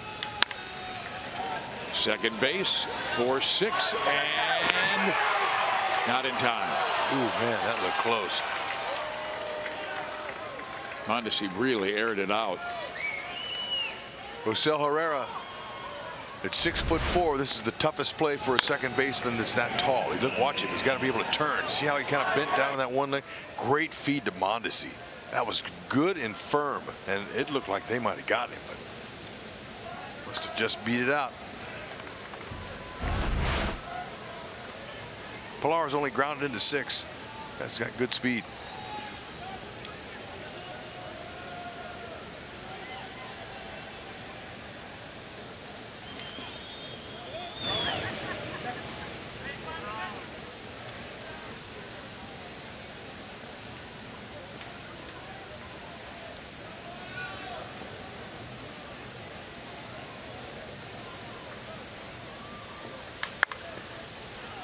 Ray Jansen's been playing. He might be their everyday catcher next year.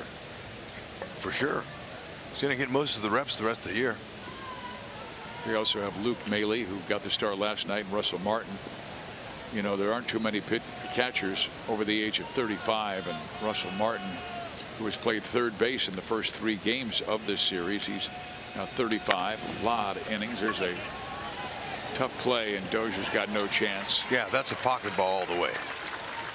You show a little shot of Russell Martin there in the dugout. I had a conversation with him today, talked about what a privilege it is to be able to pass the game on, especially to a good young student of the game like Jansen. And you know, you're a young catcher. It's tough. He's a natural hitter, Jansen is, but this challenge will be how can he handle the pitching staff? How's he learning how to call games, blocking balls? All that's going to be the tough challenge for him, and that's where he'll really rely on Martin. Because much like the Royals, the Blue Jays are now in a rebuilding mode, particularly because of the power that Boston and New York now has a dominance in the East. You know, that young man Martin, he's a winning player. He's had a great career. Now he's been to the playoffs 6, 8, 9, 10 times. 2 with the Yankees, couple with the Pirates, 3 with the Dodgers, and then a couple with the Blue Jays. Russell Martin. So a big guy to learn from.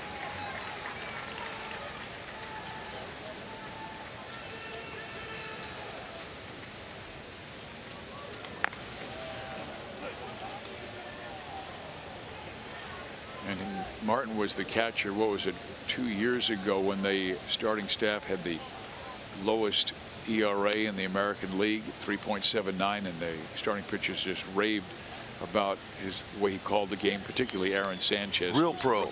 Yeah, 35 years old, Fizz. He told me today, you know, he'd like to play as long as he is able to, and this move to third base for him, that's why he's encouraging the young kid Jansen to be the best he can be, and Martin playing third base now until they figure out what they want to do there for the rest of the season.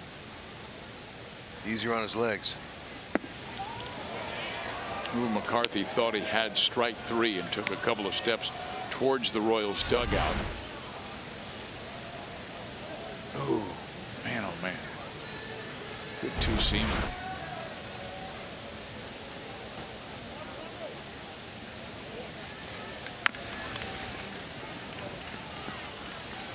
Till Josh Donaldson comes back, you know, Martin is going to be their third baseman. He's doing some light running in Florida now. He's been out for a big part of the summer. Calf injury. He'll be back though, and then they'll see what they do with Martin and mix him in behind the plate some. But he came up as an infielder, so that's why he's looked good in this series at third. You don't think they'll try and move Donaldson in the offseason? They might try to move him this month if he can come back and get healthy. Yep. Maybe.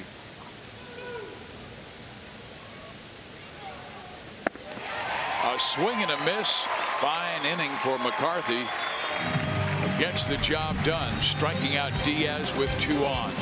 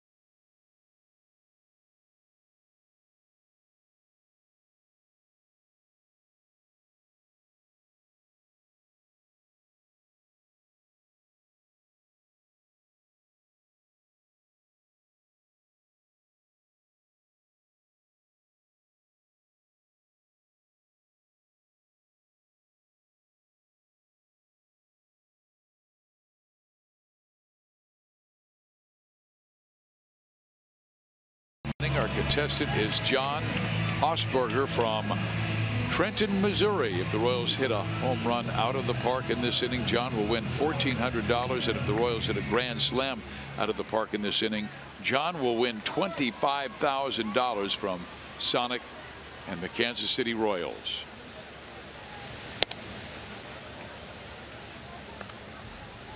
Jake Petrichka getting an opportunity here tonight. Hard, heavy sinker, slider, and a changeup. He'll use a little four-seamer at times. Got a pretty good fastball. Faced Dozier, who had a big hit last time up, double to left, drove in a run. 15th RBI this year. He'll rush it up there mid-90s. Swing and a miss.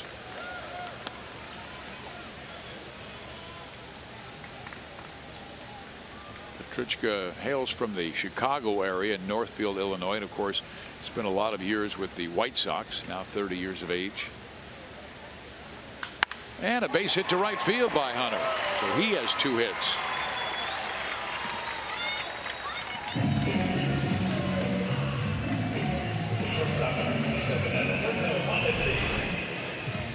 Okay, look at it. He's on the ball tonight. He's got a good, nice little stride out there. Wait, transfer, even. Let the ball travel deep. Took it to right, deep towards the catcher's glove. So what's mean there? Mondesi 0 for 2, lined out to center field his first time up, then popped out to left to end the 4th. Drops the bunt, but up with it quickly is Petrichka. Mondesi does get Dozier into scoring position. Hey fans, the most popular design of the 90s is making a return with this season's Royals Zubaz Palooza shirt. Enjoy a Royals Raglan style shirt including Zubaz sleeves with your theme ticket on Friday, August 31st. Purchase your theme ticket now at royals.com/theme tickets.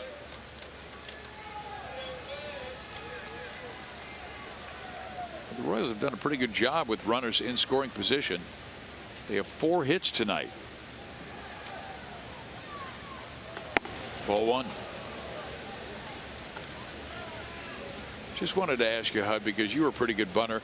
Were you more inclined to do a push bunt like Mondesi with a left-hander in the mound, the way he falls off the hill? Hey, sometimes, you know, left-handers would fall down the third base line. Yeah, depending on what their pitch repertoire was. I like guys that threw change-ups a lot. Those were easy to bunt.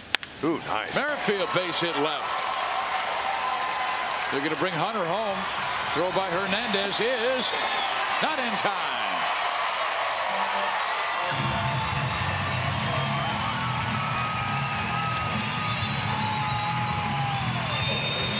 That's a knot with a stake attached to it. Whitley Merrifield, he's at it again. Punishing that ball. Anything out over the middle of the plate, he stays middle in. Jershely, third base coach, doing a nice job tonight.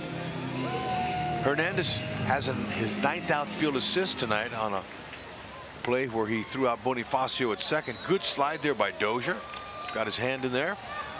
Contorted his body. Threw it around the tag.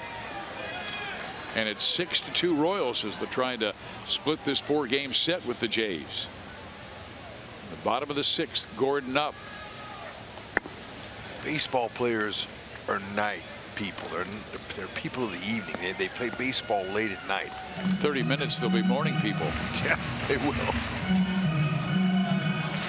They're attacking that ball here at 11:30 Central.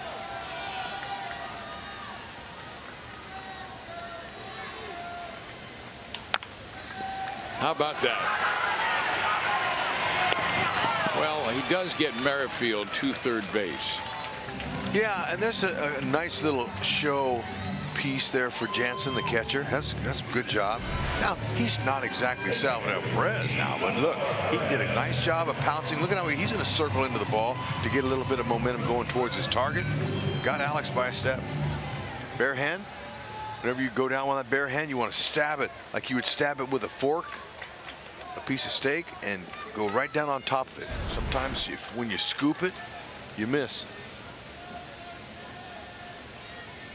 Slips off the plate and right onto your new slacks. There's Salvi. That hurt.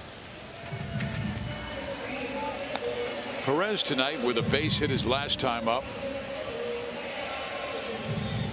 That advanced Gordon into scoring position, and then 1 out later, Rosell Herrera with the double. Back leg.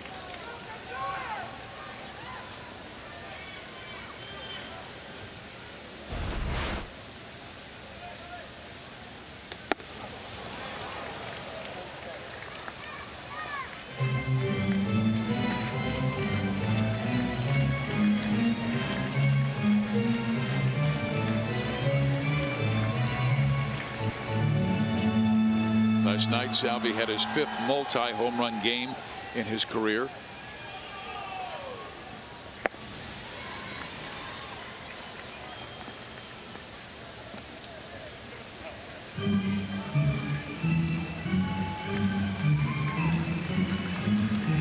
With Diaz back, I'm watching Witt come down that line. He came a long way down just in case that ball got away from Jansen. Plays the game right.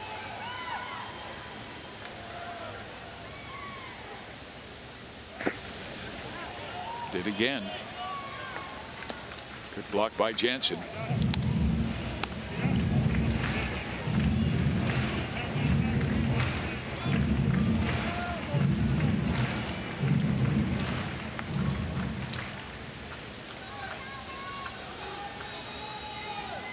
No one up in the Jays pen, so it's up to Petrichka. 3-2, so he's gone from 0-2 to a full count with the lefty Duda next.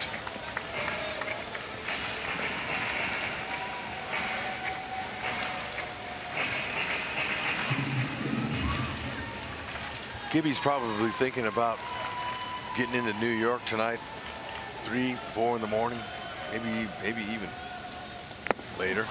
Well, Petrichka stayed down and in on Salvi, and Perez took a look back, may have asked him was it a ball, but the Royals do score one more. Single by Witt.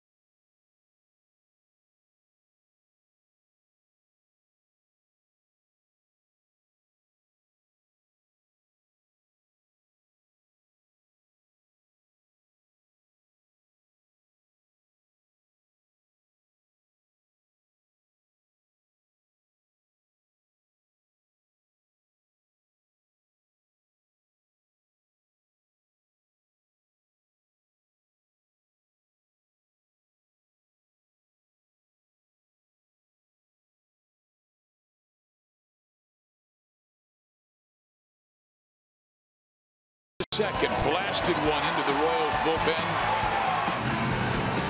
And then the Royals, when they were behind 2-1, they came up with 3 runs in the 4th. Facio, O'Hearn, Dozier.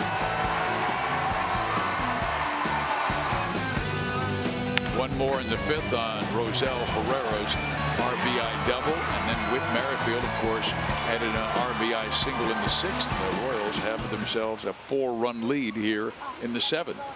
Some guys way past their bedtime on a school night, but they're enjoying themselves. Wow. Well, maybe not in their district. Maybe they're. Yeah. Hard to tell. I don't know everything. Could be homeschool.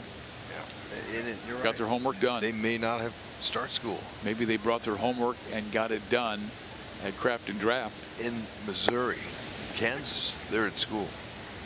Yeah. All kinds of options. Maybe they just have irresponsible parents. I don't think so. Urania with a strike.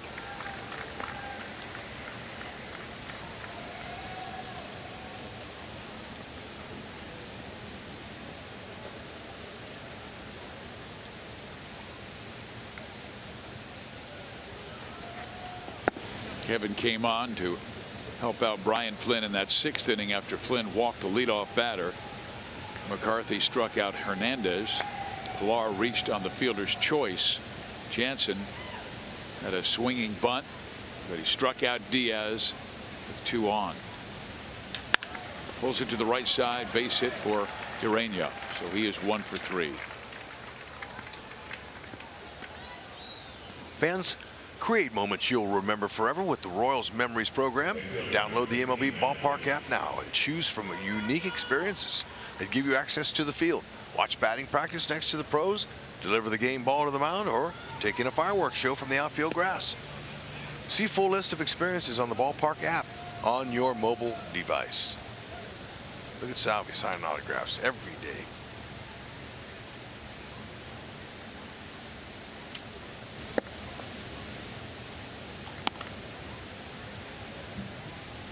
Grichuk 0 for 3. This is where you'd like to see one of those super sinkers from McCarthy maybe get 2 outs on 1 pitch. Yep, he's got to hit it hard right at somebody. Ooh, watch out over there. Broke his bat and splintered right down the middle. We've seen a couple of bats splinter down the middle tonight. Watch out in that dugout.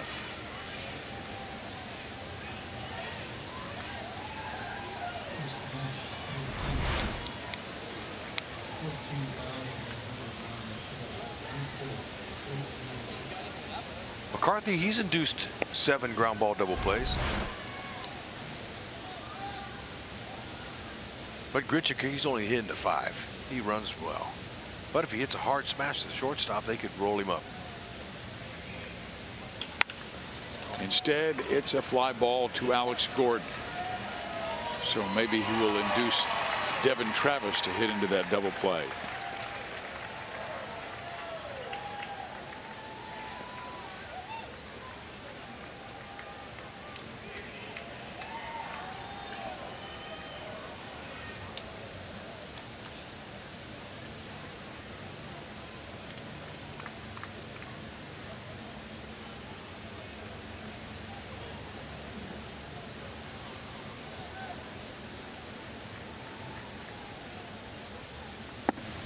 Strike 1.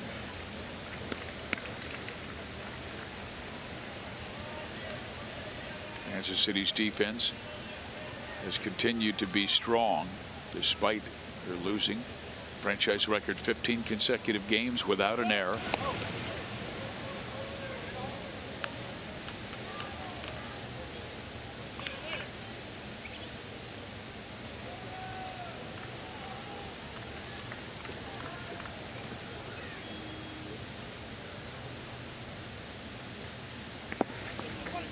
And I think whether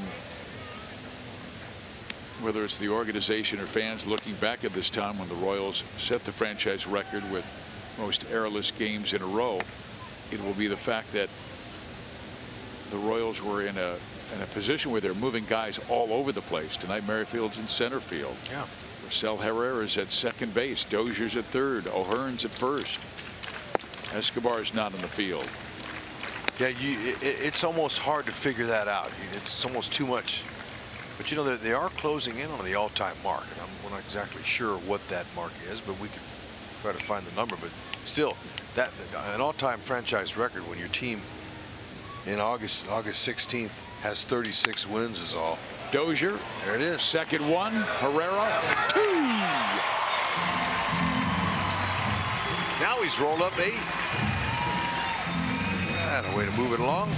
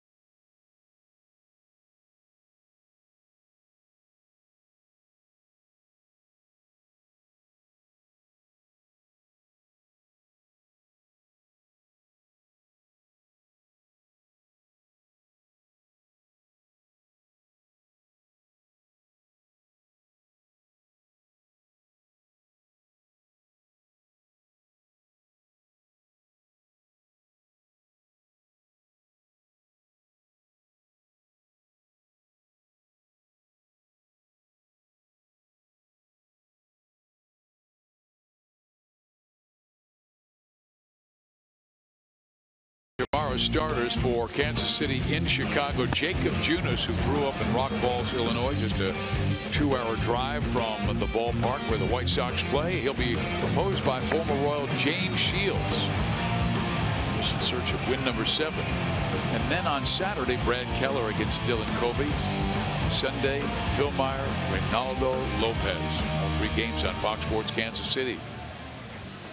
Here's Duda. Lucas has homered, grounded out, and popped up.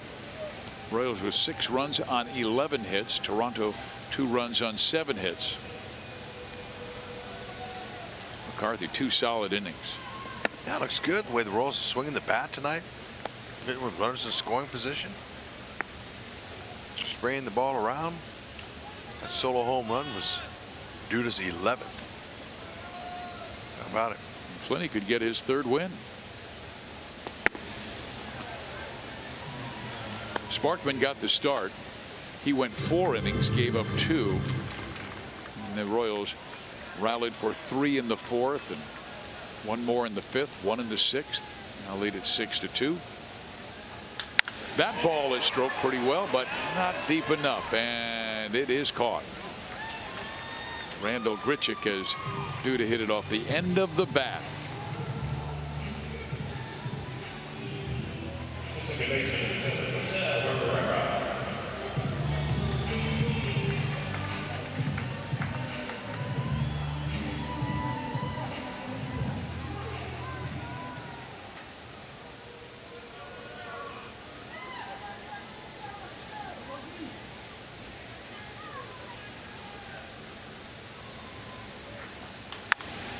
Herrera taking a shot at the opposite field.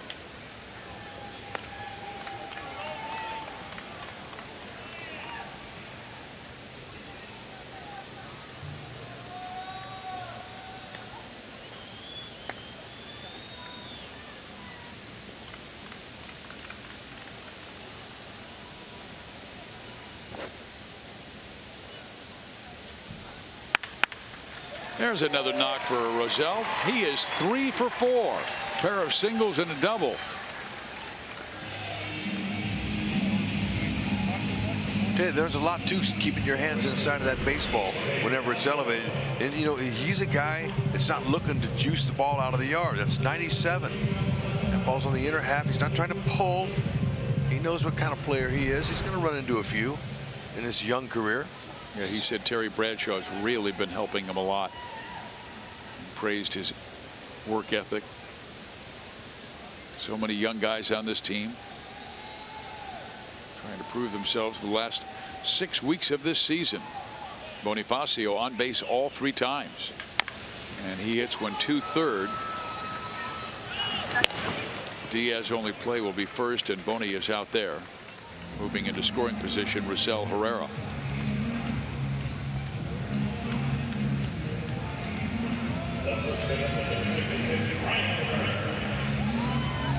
O'Hearn.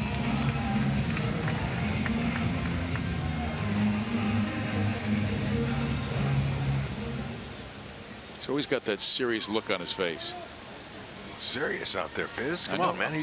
He's competing between the lines, man. A lot of guys have game faces, and some of them carry the game faces off into the right there outside of the lines. Well, he squared it up, but sure did. On the line, lines out, and that will do it for the Royals in the 7th. Rats.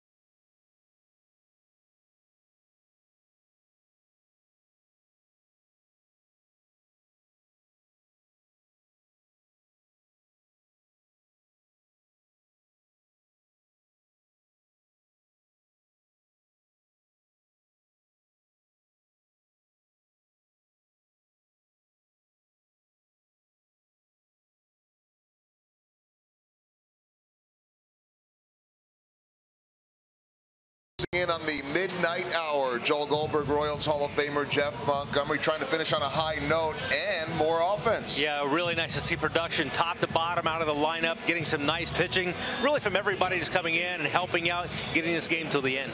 They lost the last two, but this is the third straight game they have put up at least 5 runs. We'll be here after midnight to talk about it on Boulevard Royals Live with the real Monty. And Fizz, you got something about a little Monty?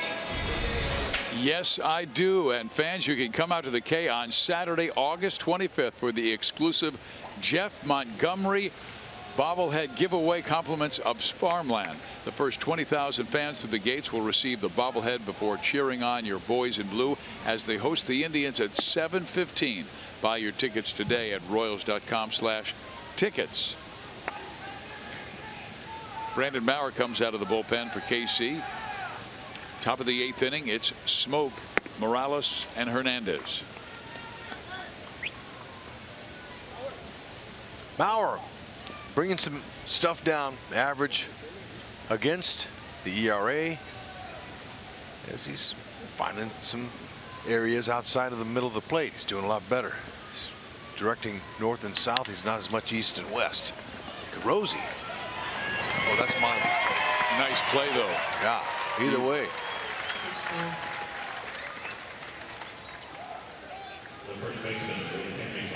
Alberto Mondesi has excellent range. Royals again, good defense, a great catch by Alex Gordon in the 5th inning to rob Grichuk of extra bases. Nifty double play started by Dozier and turned by Herrera to end that 7th. Now a good play by Mondesi. Yeah, Maurer with tremendous stuff, mid to upper 90s fastball, good slider, changeup.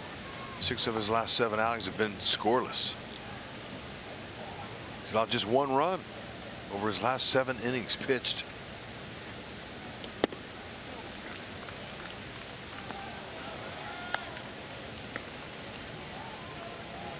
Making the adjustments. That's what they were hoping he would do. Too good of stuff to have struggled all year. Pitched a scoreless 8th on Monday for his first hold since September 1st of last year.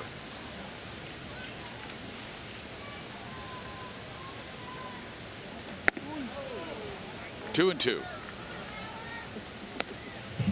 Struck out Diaz and Pilar to start the inning and worked out of a jam by retiring Devin Travis and a fly ball to center field after a single by Danny Jansen and a walk to Granderson. Ooh, good swing by Morales and foul back.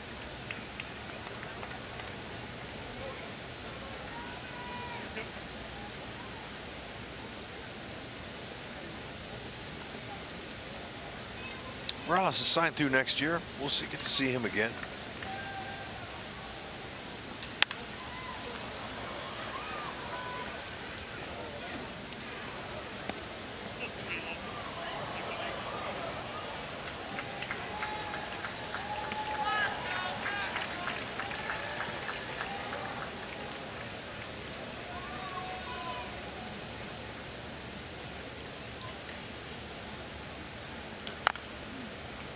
Good pitch there, but Morales is able to fight it off.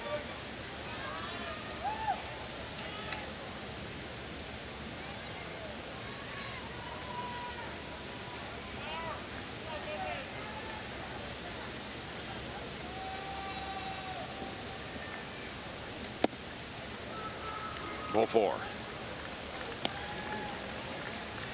Time for our Pizza Ranch for the win. Great performance by Kevin McCarthy coming out of that bullpen. 2 shutout innings, keeping that sinker down. And good changeup as well tonight. 2 strikeouts, no walks. And he rolled up his 8th double play right here. Rossell. Heck, we watched him make his major league debut in right field for the Royals. Excuse me, it was the Royals debut. In right, played center, played left.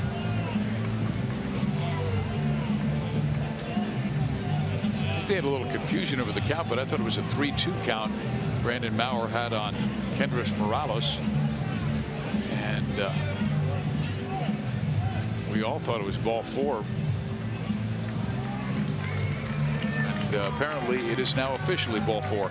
Well, we had a moment with the umpires earlier tonight, which was a critical moment in the game because it was the inning the Royals scored 3 runs and claimed the lead for good so far. And it was a balk play, and they conferred with New York, and they wanted to get confirmation on the ruling. A pitcher failing to complete a throw to the first is by definition a balk, and that's why they ruled the very odd throw by Gaviglio, who missed his target by about 90 feet, a balk. Teoscar Hernandez has walked, flied out, and struck out.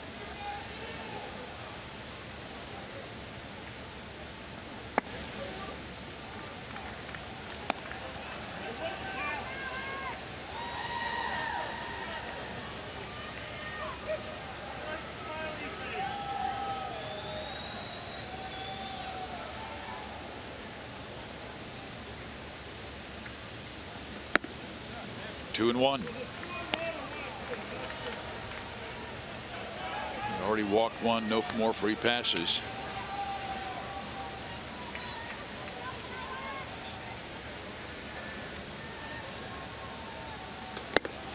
Two and two.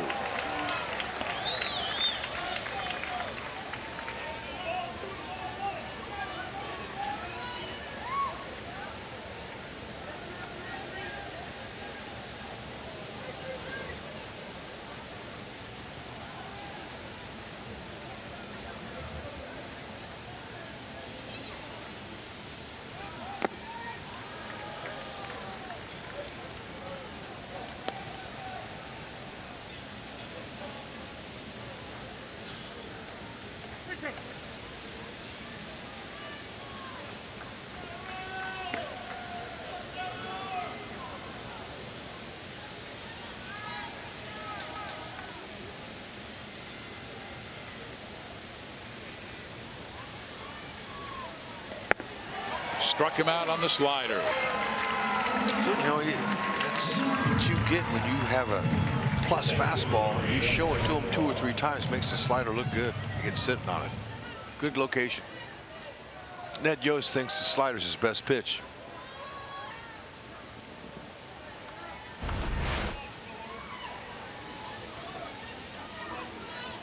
Royals finally got Pilar out, and he still reached. Last time up, reached on a fielder's choice, and he goes after the first pitch fastball from Mauer and misses strike 1.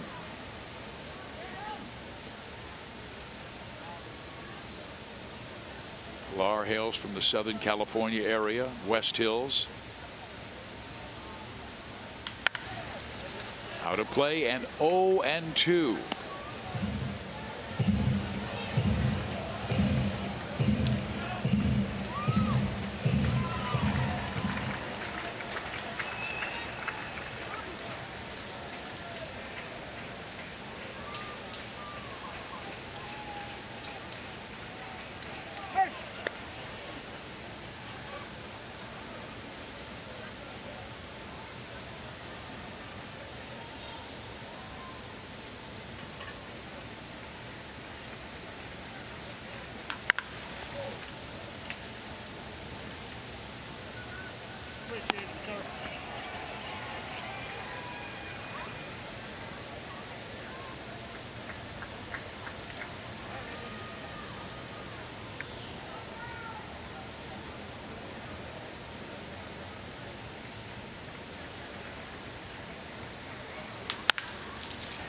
Mondesi gets the force, and the outstanding defense continues for the Kansas City Royals.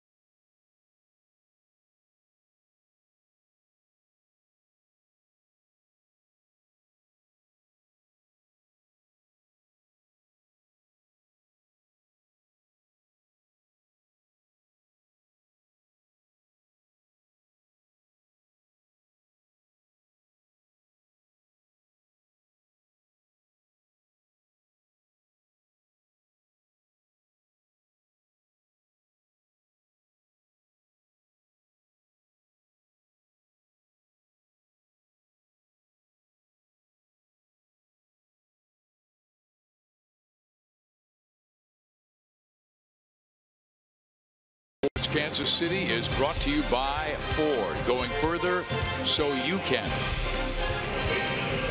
It is officially the witching hour. Rex Hudler has just turned into a pumpkin. The Royals lead 6-2 in a game that was delayed 2 hours and 14 minutes. And there's Cinderella. She is our Pepsi fan of the game. Yeah, she's hanging in there. A little bit tired, but hanging tough. Glad you're here. I'll say. She's a champ. Jaime Garcia is a new pitcher for the Blue Jays. Made 13 starts this year as a rather high ERA at 6.1. Good starting pitcher for the St. Louis Cardinals. Somebody might be looking for him to start next year. He just needs to stay healthy. That's right. Sinker, slider, change, curve. He's got it all. Not overpowering.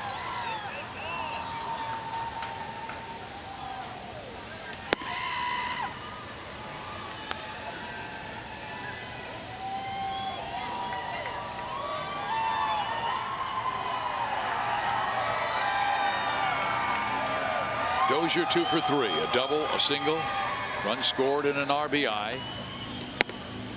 Garcia works him up and misses. 2 balls and no strikes. Garcia was a young man who was born in Mexico but raised in Texas. St. Louis Cardinals 22nd round pick in 2005 at a high school in Mission, Texas.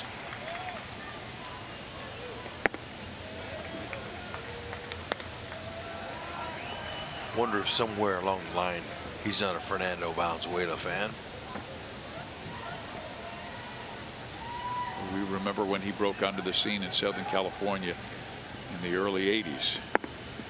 Famous, one of the all-time greatest Mexican-born pitchers. And the way he started his rookie year was absolutely sensational. It was like 3 straight shutouts or something. From Fernando Mania. Who can forget it?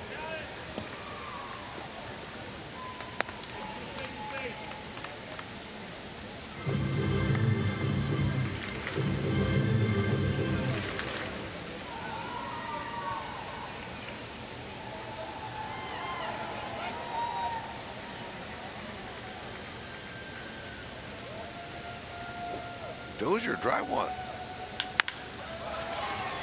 Nice pickup by Diaz. Throws out Hunter. 1 out. This copyrighted telecast is presented by authority of the Kansas City Royals and may not be reproduced or retransmitted in any form, and the accounts and descriptions of this game may not be disseminated without the express written consent of the Kansas City Royals Baseball Club. Royals with 6 runs on 12 hits. The Blue Jays with 2 runs on 7 hits. KC pitching needs 3 more outs, and it will be the bottom of the order coming up. Jansen, Diaz, and Urania.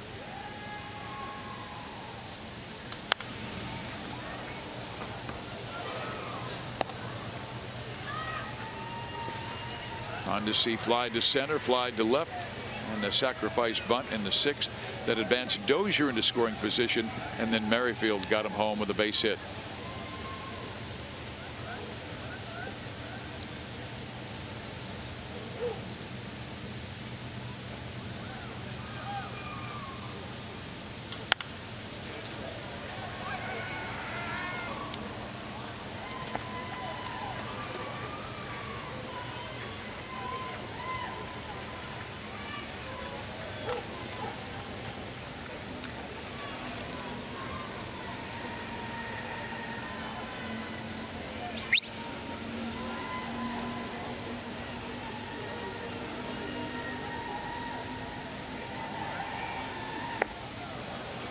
Down goes Mondesi, so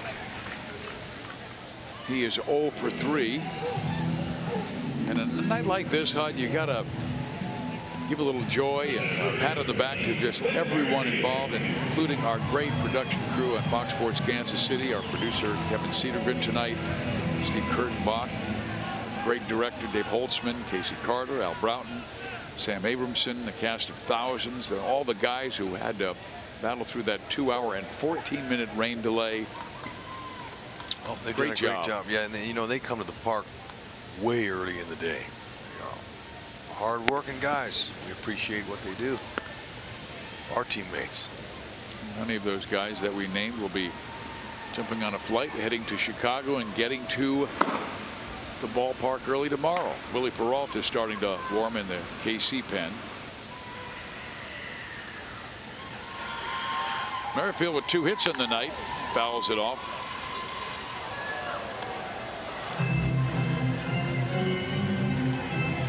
Two for 4, has that batting average up over 300 again at 301.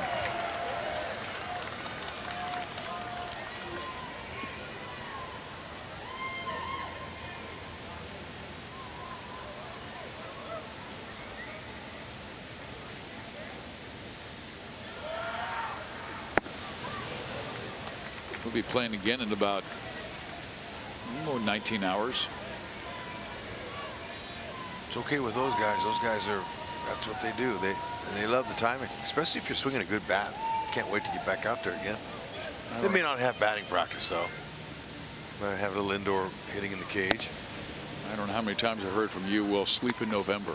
Exactly. October. You'd like to be in October, but a lot of teams aren't. Of course, more than there used to be before the wild cards. You had to win your division outright to make the playoffs. That was it.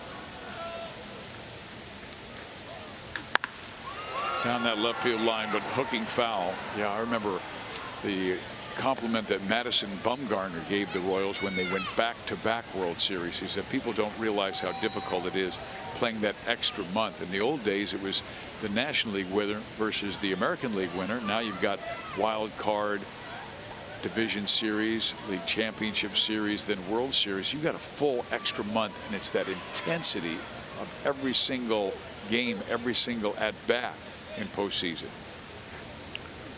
Jays won it in 92 and 93. They know what that's about. It's a long time ago, but we'll see Peralta getting his opportunity here tonight. Get a little work in.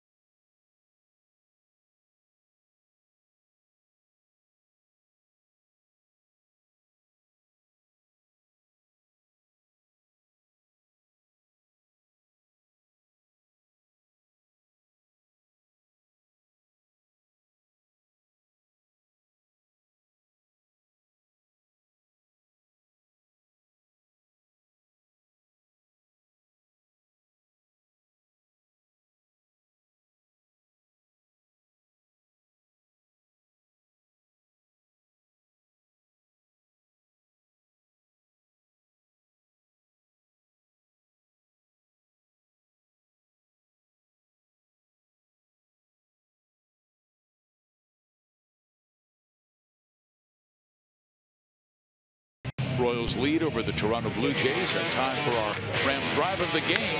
One of those Trojans, Lucas Duda, belted one out back in inning number 2. Oh man, I love that little hanging slider.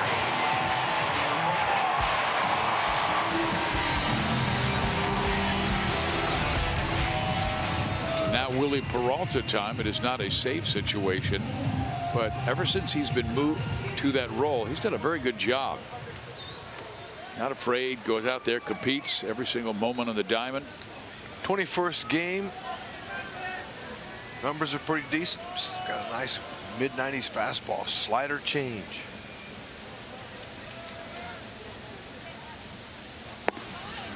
Bottom of the order, Danny Jansen, Ledmus Diaz, and then Richard Urania. Jansen sac fly back in inning number 2 that gave them the early 1-0 lead. Then he flied out, and then he reached on the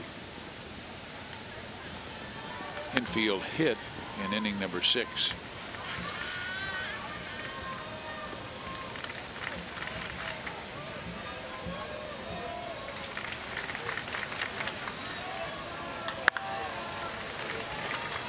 This young man has been scoring up a lot of pitches in this series.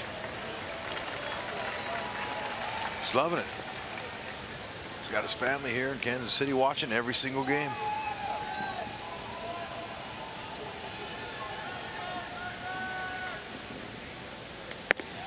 Got him to chase, and Peralta strikes out Danny Jansen.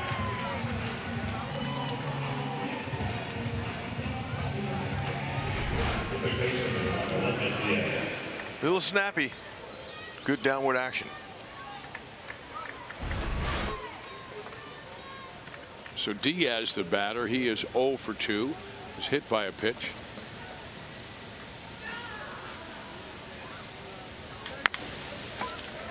Mondesi, quick toss, got him.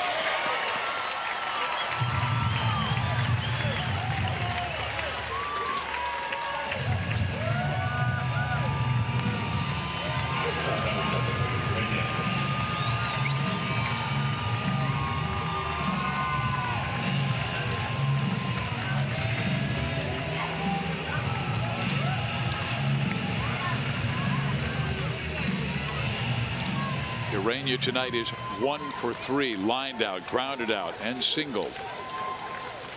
Tough fans tonight, staying all the way. They had a battle through a 2-hour and 14-minute rain delay. Royals with a 6-2 lead.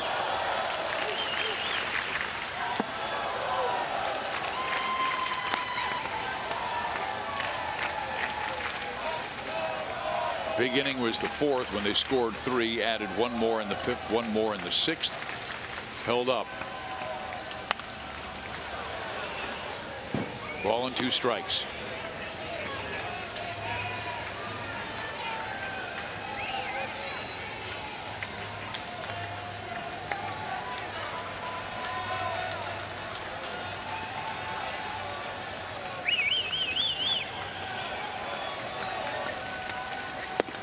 Swung on and missed, struck him out. Game over. The Royals win it 6-2. They have now got a franchise record 16 consecutive games without an error.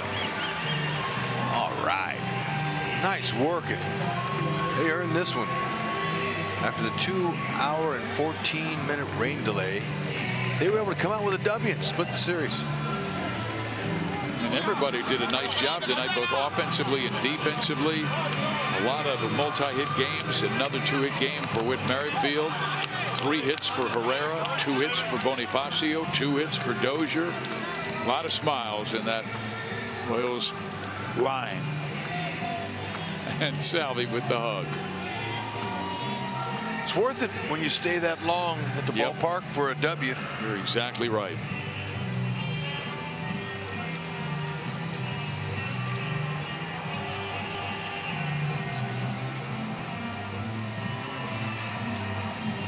Let's go to Joel. All right, Fizz, 3 hits for Rosell Herrera. These aren't easy nights with the delays and you're here into the next morning, but you're still new to this too. How easy is it to get the energy going late at night?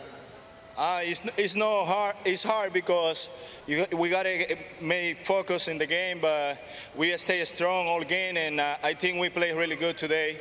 I think not only me, O'Haran, Dozier, they hit pretty good today, and I think that was good for us. Yeah, a lot of young guys contributing tonight. Last question, and we'll let you go. We're seeing you look very comfortable at second base. 16 straight games without an error. That's the longest in Royals history. How much are you enjoying second base?